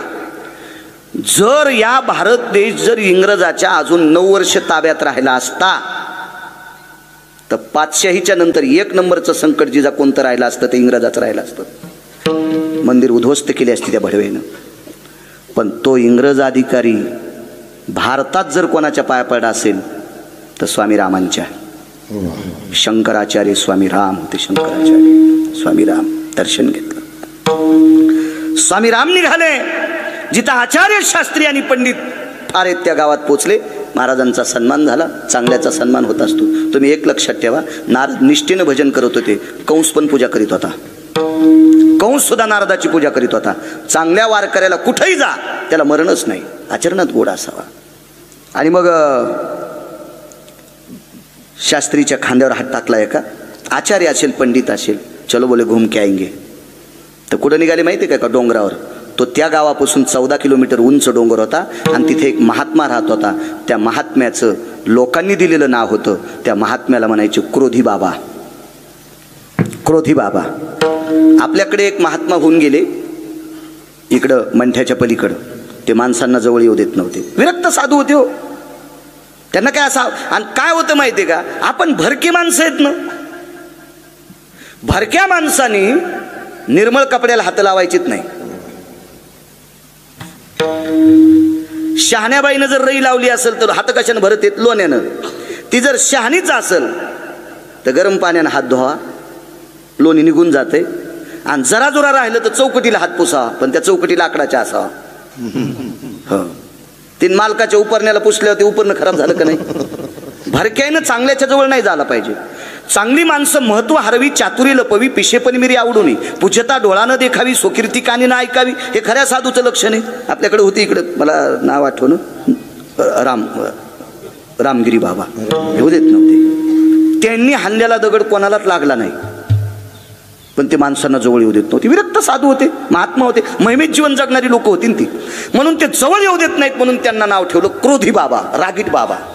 पण हा शास्त्रीला ज्या वेळेला स्वामी राम घेऊन जात होते, त्या शास्त्रीचं नाव पण मला पाठ आहे, पण असू द्या ना, सगळं सांगायला गुत थोडं घेतलंय. मग त्या शास्त्रीच्या खांद्यावर हात टाकला आणि त्या शास्त्रीने विचारलं, स्वामीजी कुठं जायचे? म्हणे ते लय मूर्ख महाराज आहे. मूर्ख म्हणजे ते आंघोळ करीत नाही. हे माणसाला नाव ठेवायला, हा लाईट जर बंद होत नसेल, कोणतेही बटणं दाबल्या तर माणसं काय करतात माहिती का? त्याला दगड हाणतात. त्याला दगड हाणतात. त्याच्या मनातच असतं हो लाईट चालू नाही ठेवायचा. असा काही एक वर्ग आहे. आणि परमेश्वरानं काही वर्गाच्या डोक्यामध्ये प्रत्येक प्राण्याचे गुण टाकले. गुण. ज्या माणसाला कुत्र्याचं गुण टाकलंय का, तुम्ही कुत्र सोन्याच्या पालखीत बसवा, ते भोकल्याशिवाय राहतच नाही.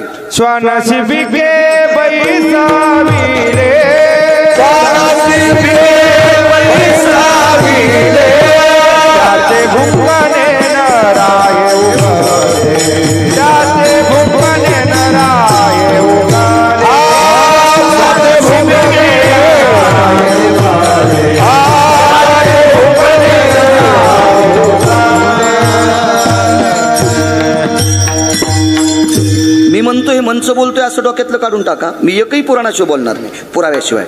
स्वान शिबिके बैसविले त्याचे भुंकणे नाही उगले. सोन्याच्या पालखीत जरी बसले दादा तरी ते भुकतच, आणि जवळ गेलं तर जिबीनं थुत्तर चाटीत आहे. कुत्र आहे ना. असा काही माणसात सुद्धा गुण टाकला. काही माणसाकडे कोटीनं पैसे असू द्या पण दात घाची दुसऱ्याच्या दारात जाणारच. मग त्याला म्हणावंच लागते चहा प्या. तोंड नाही धुतलं इथंच धुई, चुलीत धुई.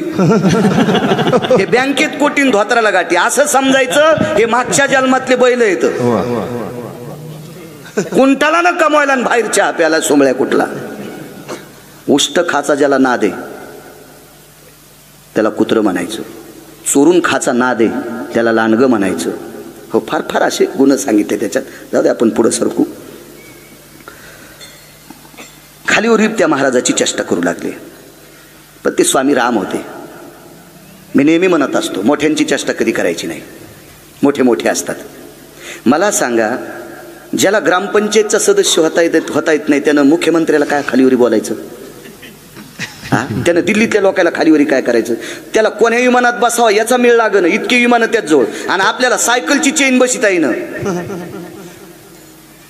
कुत्रे किती हत्तीला भुकल्याच्या नंतर हत्ती भेट असतो, उलटे कुत्रे बोचरे होत असते हत्तीला डसल्यावर.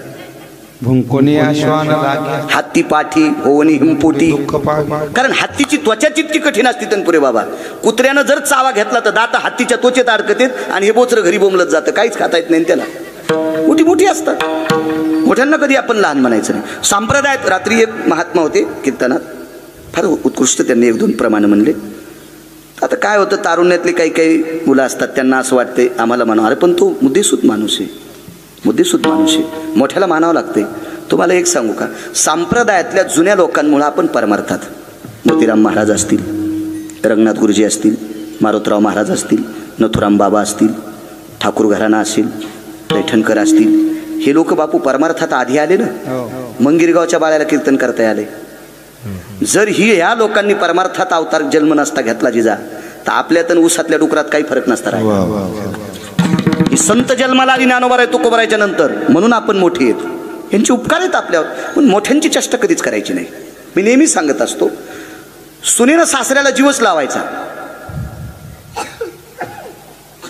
त्याच्यासारखं भजन दुसरं कुठलंच नाही. त्याच्यापेक्षा दुसरं भजनच कुठलंच नाही. ती घरातल्या ज्येष्ठ लोकांची संपत्ती हिसकून घेत असेल आणि सासू सासऱ्याला जीव लावत नसेल तर असं समजायचं ह्या घरात चुड्यानी आली. काय अर्थ नाही त्याला. एखादा मुलगा बिन चपलाचा पंढरपूरला जात असेल आणि मायबापाला नीट बोलत नसेल तर ती भडवी आवला दे. ते काय अर्थ नाही त्याला. मायबापाची सेवा सर्वात मोठी सेवा आहे. त्याच्यापेक्षा दुसरी सेवाच उत्तम कुठली नाही.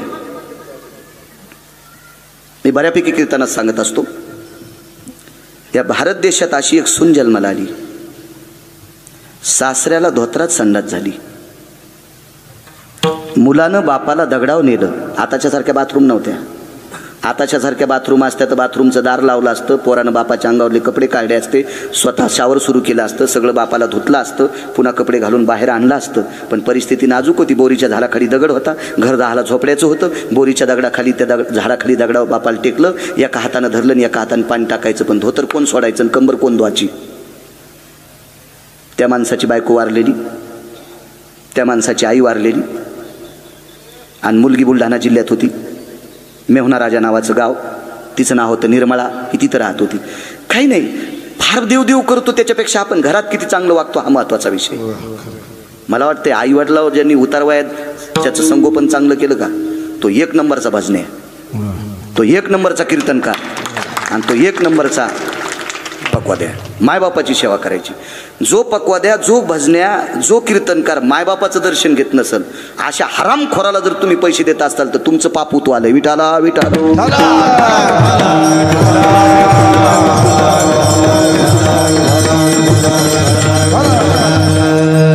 एक जण म्हणला, महाराज लोकायला राग आल्यावर तुमचे कीर्तन घेणार. म्हणजे नको घेऊ दी, मग हाऊत भरलाय. काय करत नाही. लोकायला कोण खांद्यावर घ्यायचं घेईनच. काय करायचं आपल्याला त्याला? आणि लोक आपलं चांगलं करीत असतात का काय? मी एखादं चुकीचं काम केल्यावर तुम्ही अख्ख्या लोकांना बँड लावून जरी सांगितलं बाळू महाराज चांगला आहे तर लोक तुम्हाला शिव्या देतील. आणि मी चांगलं वागत असताना तुम्ही किती लोक बँड लावून शिव्या द्या तरी मला जग डोक्यावर घेऊन नाचणारे. मला माझं किती चांगलं व्हायचंय ते मी ठरवायचं असते, जग नाही. मला जर अण्णानं 2 कोटी दिले आम्ही येऊ देऊ नका भिरी म्हणायला लागलो. हो. मला जर तुम्ही 2 कोटी रुपये दिले आणि जाता जाताच हातगावर जर मला अटॅक आला आणि जर मी मेलो तर माझं पोरग माझ्या सरणात 2 कोटी टाकणार आहे का? मस्त माझ्या मारीनं ते. मग हे पचू द्यायचे का न पचू द्यायचे कोणाच्या हातात आहे? पंढरपुरातल्याच्या. मग आमच्या लोकांना त्यालाच मोठं म्हणायचं, कोणाच्या अंडरबेली व्हायच्या नाही. विठाला विठाला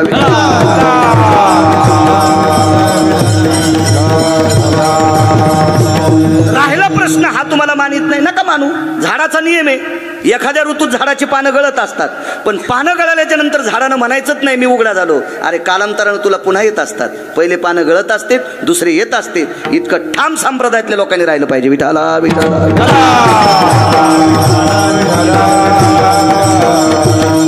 आणि पुरावा मानील तो देईल काही, न मानील तो नेईल काही. त्या इंग्रजांना आपल्या साधूला मानलं नाही, काय कमी झालं? काय त्याच्या ताकद होती आपला संप्रदाय बंद करण्याची? नाही. मालकाची कृपा आहे संप्रदायावर. अनादी कालापासून चालत आलेला संप्रदाय. 4-2 भडव्यांनी संप्रदायाला नाव ठेवलं म्हणजे संप्रदाय खाली जात असतो का? उलट पंढरपुरातल्या मालकानं त्याला हाकलून लावलं. ते काय राहू शकत होते आपल्यावर? त्याच्या जाचातून आपण वाचलेले बरं का. मराठवाड्यावर इंग्रजाचा पगडा नव्हता, इतकं लक्षात ठेवा मात्र. विठाला विठाला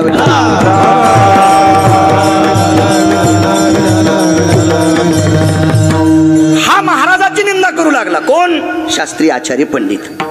स्वामीरामांनी सांगितलं असू दे जाऊ दे. नाही बोले ओ फत्रे मारते. अरे मी पुढे, मला मारतील आधी, तू पाठीमागे चाल. गेले तिथं. गेल्याबरोबर तो महात्मा पूर्वेकडे तोंड करून एका दगडावर बसलेला होता. इतराचा पाड कोण याच्यावर सांगतोय. मग ही लोक जातात त्यार्थी आपली काय कथा. तेवढा महात्मा जातो त्यार्थी दादा गेले याबद्दल आपल्याला मान्यता करावं लागेल. मग पूर्वेकडे तोंड करून बसलेल्या महात्म्याने सहज डोळे उघडून पाहिलं तर स्वामीराम दिसले. स्वामीराम दिसल्याच्या नंतर त्या महात्म्याने मान वाकवली. मान वाकवली याचा अर्थ असा होता त्यांनी स्वामीरामांना नमस्कार केला. असं पाहिल्याबरोबर स्वामीरामांनी मातुड्यात लोटांगण घातलं आणि दगडावून क्रोधी बाबा खाली आले. खाली आल्याच्या नंतर आई राम, आई राम, आइये आइये, बैठिये बोले, बैठिये. साधू साधू असतात. तुमच्या गावाला एक साधू लाभले होते, धनुर्धारी बाबा. मी काही पाहिले नाही पण तुम्ही सांगतात म्हणून मला माहिती. निष्कलंक साधू. हो महाराज, या लोकांच्या इस्तू हातात धरावं पण या लोकांच्या जवळ जाऊ नये. इतकं वागणं आलो. कारण यांचं वागणं तत्व गोड होतं ना, त्याच्याकरता वागणं कडक होतं. त्यांच्याकडे त्यांच्या शब्दात ताकद होती. काही काही माणसं चोर पंक्चर असतात. दुकानात नेल्यावर पंक्चर गवसनं, घरी गाडी लावल्यावर हवा राहीन. अशी चोर पंक्चर महाराजाच्या वाक्याला कोणी मानित नसते. हे बोंबलं ते म्हणले काय त्याच्यावर असं चोर पंक्चर नाही झालं पाहिजे. कडक वागलं पाहिजे, कडक. विठाला विठाला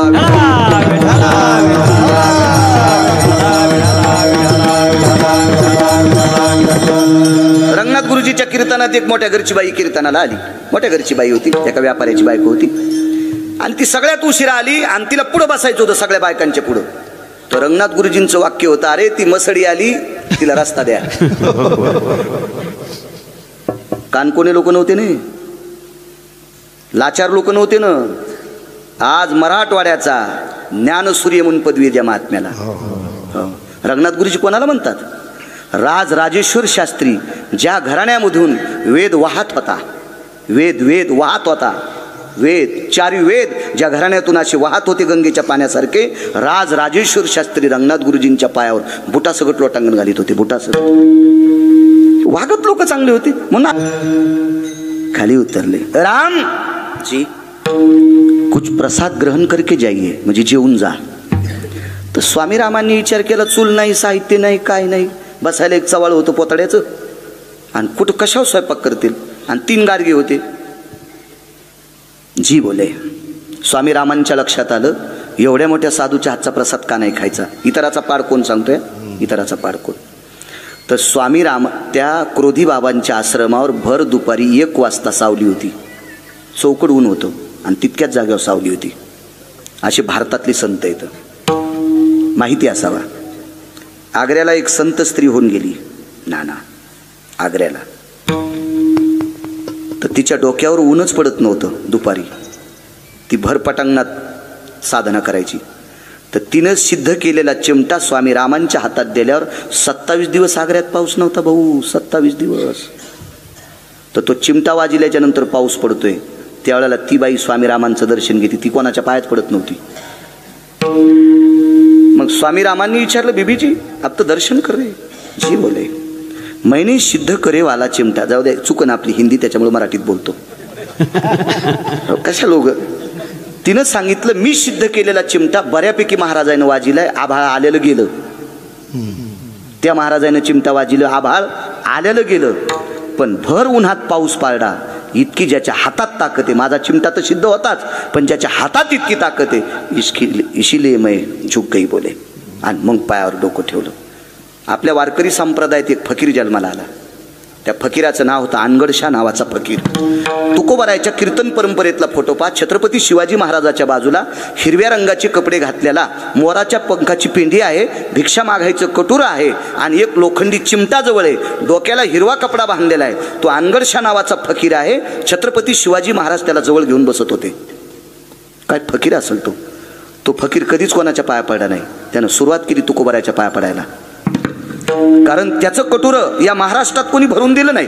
तुकोबारायच्या कन्येनं भरलेला हात पिठाचा झटकिल्याबरोबर फकीराचं कटोरं उतू गेले.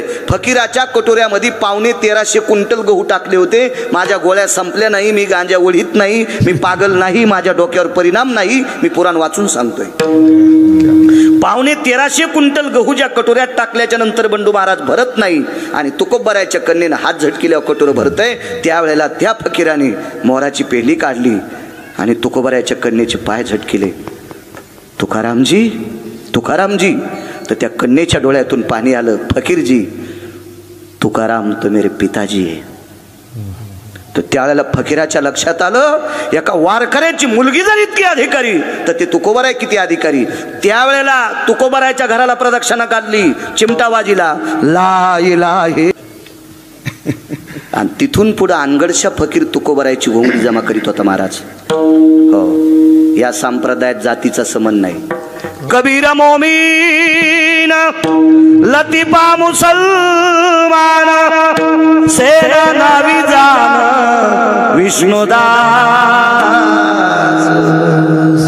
वैष्णव चांभार धन्य त्याची माता किंवा याता याती धर्म नाही विष्णुदास.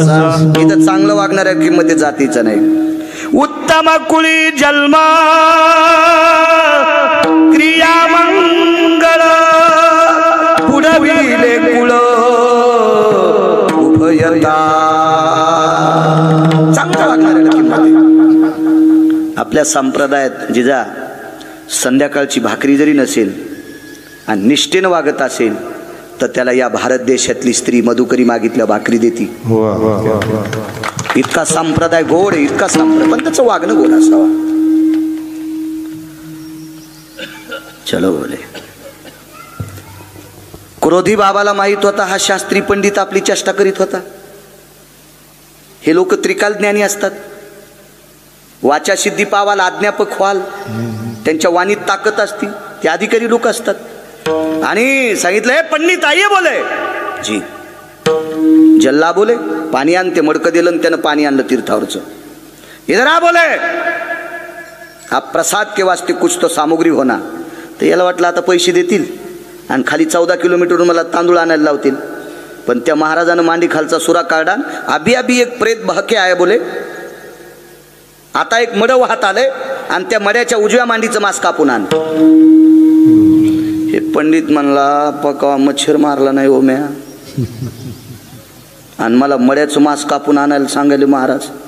बरं नाही आणावं तर त्या पंडिताला माहित होतं ह्या सूर्यानं आपल्याला आणतंय. ते काय आमच्यासारखं थोडंच महाराज होतं पाकिटाव झाला. ते महाराज होते. जा बोले लाव. सळ सळ सळ सळ कापत होता ते पंडित. पंडित कोणाला म्हणतेत? आचार्य कोणाला म्हणतेत? शास्त्री कोणाला म्हणते? ज्याचा हरिपाठ रिवस होतो त्याला. सत्तारूढेश वेदानाम शास्त्रो पुराणस्य महती जायम अनुत्तरितो भय शास्त्रा यत महतीशी जायते. शास्त्र पुराण आणि वेद याच्यातला विचारलेला प्रश्न एकही अनुत्तरित जाऊ द्यायचा नाही. ह्या लोकांना ह्या पदव्या असतात. ह्या लोकांना ह्या पदव्या असतात, ह्या पदव्या असतात. ते खरोखर गौरावयासाठी आणि स्वामी सेवेची कसोटी. पतिव्रता कोण्या बाईला म्हणत असते? माणसं दिसल्या पदर घेते म्हणून तिला का? नाटकातल्या बायका पदर घेत नाहीत का? मी काही नाटकं पाहिली नाही, इकडे आलोच नसतो ना नाटकं पाहिली असती तर. पदर घेत नाहीत का त्या? घेतात. त्या बाईची मालकावर किती श्रद्धा आहे याच्यावर तिचं पातिव्रत्य पण सांभाळायचं. संक्रांतीच्या दिवशी एका बाईच्या सगळेजण पाया पडायला जात होते, तर मी भागवत आलो होतो तिथं. मी विचारलं कसं काय निघाले तुम्ही? काय नाही म्हणे, आज तिच्या पाया पड्यावर नवऱ्याला आयुष्य वाढते. म्हणलं आपण पाया पडावं, आपली बायको वेळेला धोत्र धुती, 75% बाहेर खातो, 25% घरी खातो, पण टायमाला चांगलं जेवायला देती. आपण या बाईच्या पाया पडावं, आपल्या पोराच्या माईला आयुष्य वाढेल. म्हणून अण्णा मी तिच्या पाया पडायला गेलो. ती म्हणली कोणेस रे? ते म्हणलं बाळू महाराज. तूच भागवत सांगतो तू का रे? मा काय राग हो आणि चुटू चुटू बोलतो रे. इतकं म्हणला रे मला. मा काय बोलतो रे भागवत आणि सोडित नाहीस काय नाहीस? मी म्हणलं हो आजी तुमची कृपा झाली, मला पाठे भागवत. बरं बरं बरं हो चांगलं सांगतो बाप्पा. नाही तर मागच्या महिन्यात भागवत ऐकलं. सुख सांगतात राजा परीक्षिती. काय सुदामदेव नावाचे ब्राह्मण होते बरं का. काय त्या सुदामदेवाची परिस्थिती नाजूक होती बरं का. आणि काय सुदामदेवाची गरिबी होती बरं का. लगेच लाईन आली, फॅन सुरू झाला, वहीचं पान पलटलं. आजामेळ नावाचे ब्राह्मण होते बरं का. अरे वाचून सांगत आहे माणसं मरतील रे सुबळ्या, असं भागवत सांगत नसते रे दळ्या. विठाला विठाला. त्या बाईच्या बाकीच्या म्हणल्या महाराज पडा पाया, आता पुस्तूर कोण्या माणसाला पडू दिलं नाही. तर त्या बायाला माहीतच नव्हते गिरगावचं किती रगिले म्हणून. किती रगिले म्हणून. महाराज पडा. म्हणलं मी विचारलं हे पड बापा पड, मी आता लोक कोण्या माणसाला पाया पडू दिलं नाही. म्हणलं बाई तुमच्या पाया पड्या मालकाला आयुष्य वाढतंय, तुझ्या बायकोला आयुष्य वाढन, पड पाया. ते म्हणलं बाई तुमचं लग्न झालंय का? हो. मग तुमचे मालक 35 वर्ष झालं मी त्याला बोलत नाही. त्या बायाला म्हणलं गोळ्या संपल्यात का तुमच्या पाप्या होत? लग्न करून जर 35 वर्ष झालं नवऱ्याला बोलत नाही तर हिच्या पाया पडल्यावर तुमच्या मालकाला आयुष्य वाढायचं नाही, लवकर मरतील तुमचे नवरे. अशा नालायक बाईच्या पाया पडत असतात का? गौरावयासाठी स्वामी सेवेची कसोटी. विठाला विठाला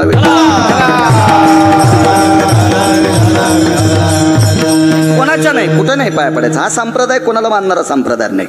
पुरुषार्थ संप्रदाय किती मोठा आहे सांगू. एखाद्या संप्रदायाचं तनपुरी बाबा भिताड सोन्याचा असेल, एखाद्या संप्रदायाचं मंदिर सोन्याचं असेल, एखाद्या संप्रदायाचा नाना देव सोन्याचा असेल अण्णा, पण ह्या संप्रदायातलं झाड सोन्याचं आहे. जयाचे द्वारी स्वर्णाचा पिंपळ, सोन्याचा पिंपळ. इतका उंच संप्रदाय. मला एक वाटतं ज्याची इथं वाघिणी येली त्यानं वाघिणीचं दूध काढायचं आणि त्याच्यात चपातीन भाकर चुरून खाची का नाही. वाघिणी येली वाघीण, तशी घरी वाघीण दूध देत नसती, पण कीर्तनात सांगायलो वाघिण शिवहिणी येली तर मग शिवहिणीच्या आणि वाघिणीच्या दुधात बंडूबात चपाती चुरायला पाहिजे का नाही. तरी पण शेळी पाळलीच. म्हणलं वाघिणीचं दूध खातून शेळी काऊन पाळली? काय नाही म्हणलं बाब्याला ऊन लागल्यावर त्याच्या कानात दूध टाकायचं. म्हणलं बोकड्याच घालू त्या बाब्याच्या कानात. किती मूर्ख माणसं आहे तो. हा आपण अमृत पेणारी माणसं कशाला भंगार डोक्यावर घ्यायचं. विठाला विठाला.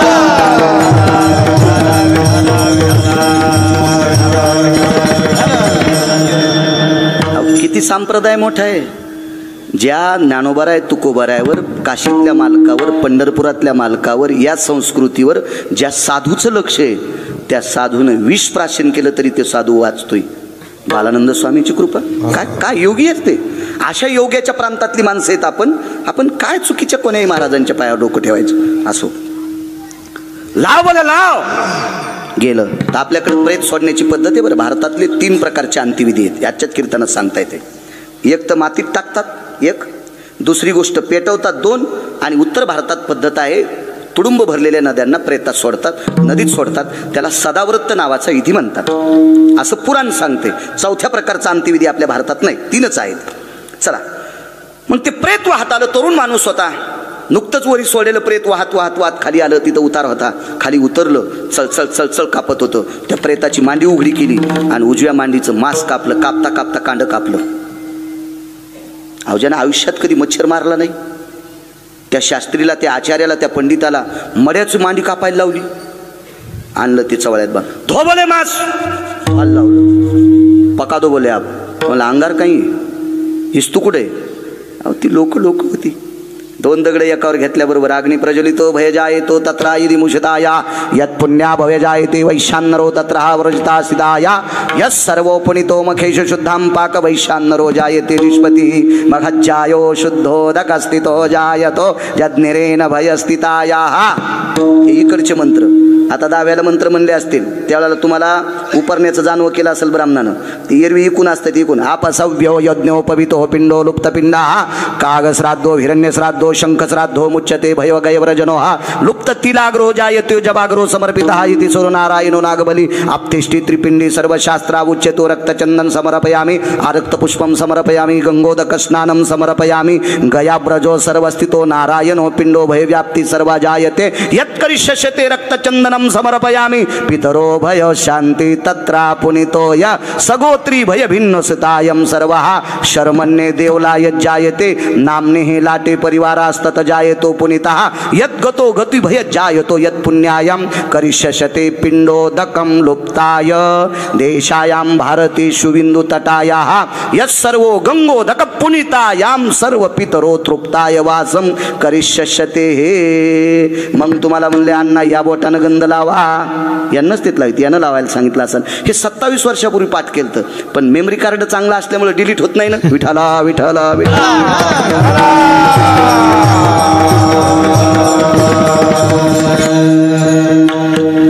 ताप म्हणलं ते आणलं ते धुवा म्हणले अग्नी पेटीला गाडग्यामध्ये मास टाकलं वरून त्याच्यावर एक दगड झाकला झाडाची पानं आणली. काही झाडाच्या पानात फार सत्व आहे. पळसाच्या पानावर जर पंतरळीर जेवलं आणि गरम पदार्थ जर पळसाच्या पानावर पडला तर पळसाचं पान काळपट पडते पण पळसाच्या पानाच्या जेवढ्या शिरा असतात त्या शिरातलं तत्व त्या पदार्थात उतरते. 9 प्रकारचे रोग 28 प्रकारचे रोग पोटातले नाहीसे होतात. म्हणून सपात्रे पलशपात्रे भोक्तव्यास्थितो अन्नपूर्णेस्ततेव चहा असं शास्त्र सांगितलं. पळसाचं पाणी इतकं पवित्र. तितक्याच पात्रतेचं केळीचं पाणी. केळीच्या पानावर गरम भात टाका, भात खाल्ला की पान खाली काळं पडते. त्याच्यावर सांगितलं शास्त्र आहे आपल्या पाठीमागं. चला मागची जी लोक करत होती ना ती फार नाविन्यपूर्ण काम होतं, फार नाविन्यपूर्ण काम. असे ते पंतराळ्या लावल्या 2 लावल्या 3 पण 2 टाकल्या. त्या आचार्याला विचारलं पंडित आपको हो ना. त्याच्या लक्षात आलं शंकराचार्य जेवायले. आपली काय कथा आहे. आमची बरीच लोक म्हणतात मी श्राद्धाचं खात नाही. पाकिट कसं घेतो तू श्राद्धाचं खात नाही. त्या पाकिटात बसल्यावर ते माणूस नाही का तू झोपीत अंगावर नाचायचा. तुला श्राद्धाचं खावं वाटलं नाही. महाराज अशा लोकांची श्राद्ध माळकरी लोक आहेत. ह्या लोकांचं अन्न ज्या कीर्तनासाठी ज्याच्यात कीर्तन झाले भजन झाले त्याला असं लय नाटकी लोक. मी काशीला गेलो मी कपात चहा पित नाही. बुटात पितो का. अरे तू ज्याच्या संग काशीला गेला त्याचे पैसे दिले नाही ना तो त्याची काशी केली ना. त्याची तिकिटाचे पैसे दिले नाही. काय सुमल्या तुला कोण्या नरकात टाकावे. देवाला सुधरायचं नाही आणि तू काय शास्त्र सांगतो. मी काशीहून आलो मी याचं खात नाही. बरेच लोक काशीहून आल्यावर लग्न लागल्यावर जेवत नाहीत. आधी जेवतील. स्वयंपाक गरम असतो ना. मोठे चालू लोक येत आणि उशिरा जेवल्या मग गार होतून स्वयंपाक. अरे कोणाच्या राज्यातली लोक आहेत तुम्ही. बापू माहित असावा तुकोबाराय वारी करीत असताना एक श्राद्ध चालू होतं. श्राद्ध चालू होतं कीर्तन. अशा लय पाप्याचे आम्हाला कीर्तन येतात ना. फक्त ते खताच्या ढिगलावरली झाडं असतात.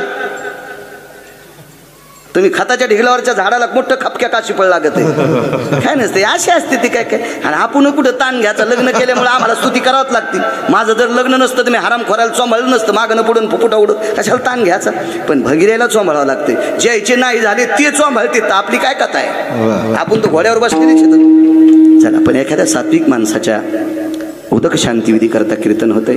आग्रह होता आप्पांचा येण्याचा. योग आला. झालेली सेवा.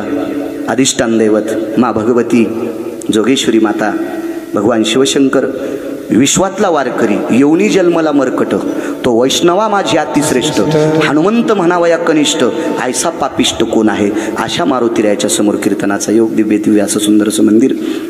उपस्थित सर्व श्रोत्यांना प्रणाम करतो. आदरणीय संस्थाजनी टाकले आमचे माणिक महाराज आहेत. तनपुरे बाबा आहेत. भाऊसाहेब आहेत. पावडे नाना आहेत. आप्पा आहेत. आमचे बिडवे महाराज आहेत. नाना आदी करून सगळं अण्णा आहेत. गजमल दादा आहेत. सगळी काही इष्ट मित्र सज आबा आहेत. दिंडीत चांगली सेवा असते आबांची आमच्या मस्त. जुना माणूस. आपल्याला कधी खोली करून द्यायचं तर बळी भाऊ करून देते आबा. वा. सगळी ज्येष्ठ श्रेष्ठ पंचकृषीतून आलेली सर्व श्रोते जनार्दन, सर्वांना प्रणाम करतो. एखादा शब्द चुकीचा गेला असेल माझा मी नेतो, चांगला जो असेल तो घेत राहा. पुन्हा एकदा सांगतो, 22 तारखेला आपल्या मंदिरात भजन करा, उत्सव करा. त्या दिवशी दिवाळी साजरी करा, त्या दिवशी गुढीपाडवा साजरा करा. कारण जगाचा बाप एका पवित्र मंदिरात आरूढ होतोय याचं थोडंसं भान ठेवा आणि भगवंताचीच त्या दिवशी भजन करा. झालेली सेवा पुनश्च समर्पित करतो. दादांना गोड असं अधिष्ठान मिळू. जरी दादा शरीराने गेले असतील तरी आशीर्वादाच्या रूपाने अण्णा आप्पा तुमच्या सर्व परिवाराच्या पाठीमागं राहो. मगाशी बोलता बोलता राहिलो होतो. सुनेनं सासऱ्याची कंबर धुतली. पितृ आशीर्वाद देत नाहीत. कोण म्हणते तुम्हाला? कोण म्हणते? वाड वडिलांना आशीर्वाद दिलं की त्या लेकराचं बरं होते. कधी बी लक्षात ठेवा. ज्याच्या पाठीमागं वाड वडिलाचा आशीर्वाद नाही का त्यांचं कधीच बरं होत नाही. तुका म्हणे पितृ आशीर्वाद देती आणि कल्याण विच्छिती तया कुळा. नागपूर प्रतीतला अभंग आहे. वक्ते बाबा म्हणायचे, तुका म्हणे पितृ आशीर्वाद देती आणि कल्याण विच्छिती तया कुळा. बोरीच्या झाडाखाली दगड होता. बोलता बोलता राहिलो होतो मगाशी. बोरीच्या झाडाखाली दगडावर आपल्या बापाला ठेवलं, पण एका हातानं बाप धरला आणि एका हातानं पाणी टाकायचं. कशी कंबर धुवायची? सून पाठीमागून आली. पाठीमागून आलेल्या सुनानं बांगड्या अशा मागं सारल्या. वाजुनी म्हणून बरं, बांगड्या मागं सारल्या आणि नवऱ्याला सांकेतिक शब्दात खुणवलं, धनी. चोखोबरायला त्यांची बायको धनी म्हणत होती. धनी. तुम्ही कधी कधी मालक जरी म्हणी जा. लय हरिपाट वाचिनं, तुळशीला लय येडे घालणं, हे सोंग मला सांगू नका. नवऱ्याला किती आदरानं बोलतात ते सांगा. जी बाई नवऱ्याच्या दिवसात 3दा पाया पडती का, तिच्या मी चपला सगट पाया पडतो. मी नाही, पंढरपुरातला पडतोय. तिचं नाव लोपामुद्रा. हो. धनी म्हणायच्या. धनी काय ग, तुम्ही मामांजींचा खांदा धरलाय, पाणी तुम्ही टाका, धोत्र मी सोडील, कंबर मी धुईल. तर चोखवारायच्या डोळ्यातलं टपकन पाणी खाली पडलं. तर त्यांच्या वडिलाचं नाव होतं दाद्या, रानोबा नाव होतं. तर रानोबाने विचारलं, चोखा बापाची कंबर धुवायची म्हणून रडतोस का रे? तुला माझा बोध झालाय? नाही. रडू कशा चालतं? बायको सासऱ्याची कंबर धुवाली. पाणी गिळून टाकलं, आटवलं, पाणी डोळ्यातलं आटवलं आणि सोयराबाईनं कंबर सोडली. धोत्र भरलेलं होतं, फेकून दिलं आणि स्वतः कंबर धुतली सासऱ्याची. आता जे नेसवायचं धोतर होतं हे ओलं होऊ नये म्हणून डोक्यावरचा पदर वळडा आणि आपल्या सासऱ्याची कंबर पुसली. काही बायकांचे पदर श्रेष्ठ होते. पदर माथ्याचा काढीला आणि बाळनंदाचा पुशिला. नामदेवरायच्या आईचा पदर श्रेष्ठ होता. तिनं दीपावलीच्या पहिल्या पाण्याच्या दिवशी भगवान शिवशंकराचं आणि पंढरपुरातले मालक आंघोळीला गेले त्यावेळेला चेहरा पुसला होता. काहीची पदर अधिकारी. बाईनं सासऱ्याची कंबर पुसली, धोत्राची गाठ मारली, मालकाला हात जोडे, मामांजीनं मध्ये घ्या. बाजेवर टेकलं. म्हातार होतं. शेवटचा काळ होता. त्या दिवशी 2ला सूर्य ढळल्याच्या नंतर रानोबा महाराजांची प्राणज्योत मालवली. दुपारच्या 2 वाजता सूर्य ढळल्याच्या नंतर. हा प्रसंग आहे सकाळी 10 वाजल्याचा. बाजेवर म्हाताऱ्याला टेकला आणि म्हाताऱ्यानं आवाज दिला, चोखा, ए चोखा. जीवावा बैस म्हणले. बाजेवर बशीलं. एक विचारू बाळा, पुरुषाची कंबर 3 बायकांनी धुवावी. नवऱ्याची कंबर जर धुवायची वेळ बाईला आली असेल तर तिनं कसल्याही प्रकारची शंका न करता नवऱ्याची कंबर धुवावी. हजारो पंढरपूरच्या वाऱ्या केल्याचं पुण्य तिला प्राप्त होईल. 1. माईनं लेकराची कंबर धुताना लाजायचं नाही बंडुबुवा, जिजा लाजायचं नाही. 2. आणि वयस्कर बापाची कंबर जर पोरीला धुवायची वेळ आली असेल तर बापाला लेकरू समजून पोरीनं कंबर धुवायची. तिला इतकं पाप लागत नाही. हजारो सप्ती केल्याचं पुण्य प्राप्त होते. रानोबानं सांगितलं, चोखा, माझी मंडळी वारली म्हणजे तुझी आई वारली, माझी आई पण वारली, तुझी आजी पण वारली आणि माझी मुलगी बुलढाणा जिल्ह्यात आहे, मेव्हणा राजा गावामध्ये. इतक्या दूर ती मंगळवेढ्याला येऊ शकत नाही. एक बोलू का चोखा, माझी कंबर धुताना बांगड्याचा आवाज आलता रे. बाईनं कंबर धुतली ती आरती कोण असेल ती? बाबा तुमच्या सुनबाईनं धुतली. काय वाटलं असेल ऐकलं? काय वाटलं असेल चोखोबाला, गोरानोबा महाराजाला काय वाटलं असेल? डोळ्यातून पाणी मावत नव्हतं, इतकं पाणी येत होतं. चोखा सुनबाईनं कंबर धुतली. जी म्हणले बोलवतो, बोलून घेतलं. सोयरा जी. बाबांनी बोलवले, प्रणाम केला सासऱ्याला. माय माय शब्द पडा सासऱ्याच्या तोंडातून. माय माय माय. जी बसते पाय त्याला. सासऱ्याच्या बाजावर कसं बसावं? माय तुला लेक म्हणून विनंती करतो, पोटची पोरगी म्हणून विनंती करतो, बस इथं. सासरं लागत बसली. एक विचारू बाई तुला, काय सासऱ्याची कंबर धुताना तुला लाज वाटली नाही? नाही. तुला किळस वाटली नाही? नाही वाटली. तुला मळमळ झालं नाही? नाही वाटली. असं कसं शक्य आहे ग? कसं शक्य आहे? लेकरानं जास्त वेळ चिवड्याला काला माय खात नाही. दुधाचा काला जर लेकरानं जास्त वेळ चिवळला तर माय खात नाही. आणि तू सासऱ्याची कंबर धुताना तुला मळमळ झालं नाही, हे कसं शक्य आहे? ऐका मामांजी, तुमच्यासारखे माझे वडील होते, पण ते जात राहिले, मृत्यू पावले. तुमची कंबर धुताना मी तुम्हाला सासरा समजिलं नाही. तुमची कंबर धुईपर्यंत तुम्हाला बाप समजिलं, बाप बाप समजिलं. नेसायला एकच धोतराचा तुकडा होता, कंबर कोणी पुसली? ह्या पदरानं पुसली. रानोबा नावाच्या वारकऱ्याने वरी तोंड केलं, देवाला हाक मारली, देवा या भारतात एक नंबरची सून दिलीस रे. तिनं सासऱ्याला बाप समजून त्याची कंबर धुतली आणि या पदराने माझ्या कमरेचं पाणी पुसलंय. लक्षात ठेव, तुला असाच पदर एके दिवशी डोक्यावर घ्यावा लागेल.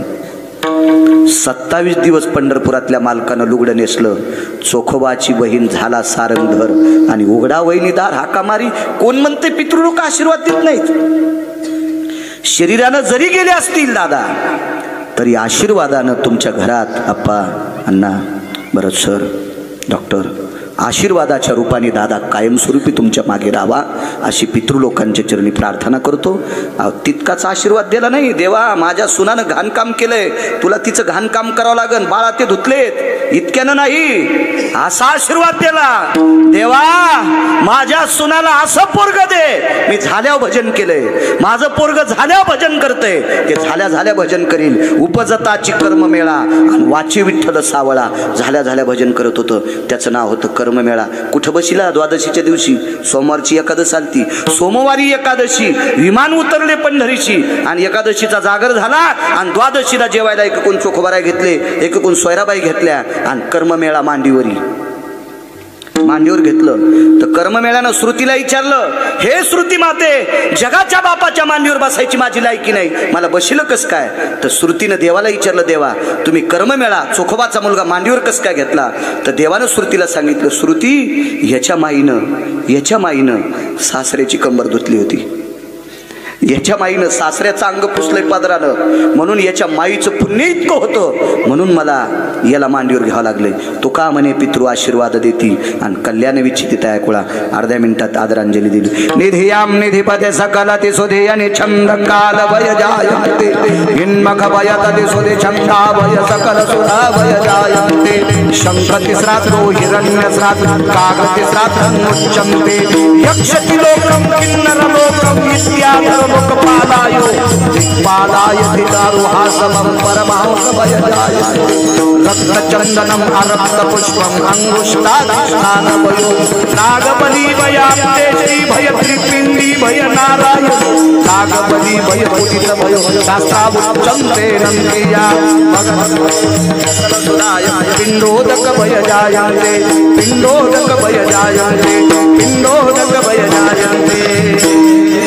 सलिल भयतति सुदियनि छन्दति कालत्रय भय सकल सुधा ममिकृतु जन भय व्यालाक्षायन सुदि काल भय चम्रेचो हिरण्य श्राद्धो भय जायन्ते अपसव्या भय सकल सुधा कंगोदक भय तीडांजलि लुप्त पिंड भय वासानो वासां सकल चंदपुरा शंख श्राद्ध भय मुच्यन्ते शंख श्राद्ध भय मुच्यन्ते जागति श्राद्धो हिरण्य श्राद्धो जायन्ते न सकल सुधा लुप्त पिंडो भयजना लुप्त पिंडो भयजना लुप्त पिंडो भयजना पुंडरी कवरदा हरि श्री ज्ञानदेव मौली ज्ञानेश्वर महाराज की श्रीमंत श्री जगद्गुरु तुकाराम महाराज की भारत माता की वंदे वंदे वंदे गौ माता की जय सद्गुरु जोग महाराज की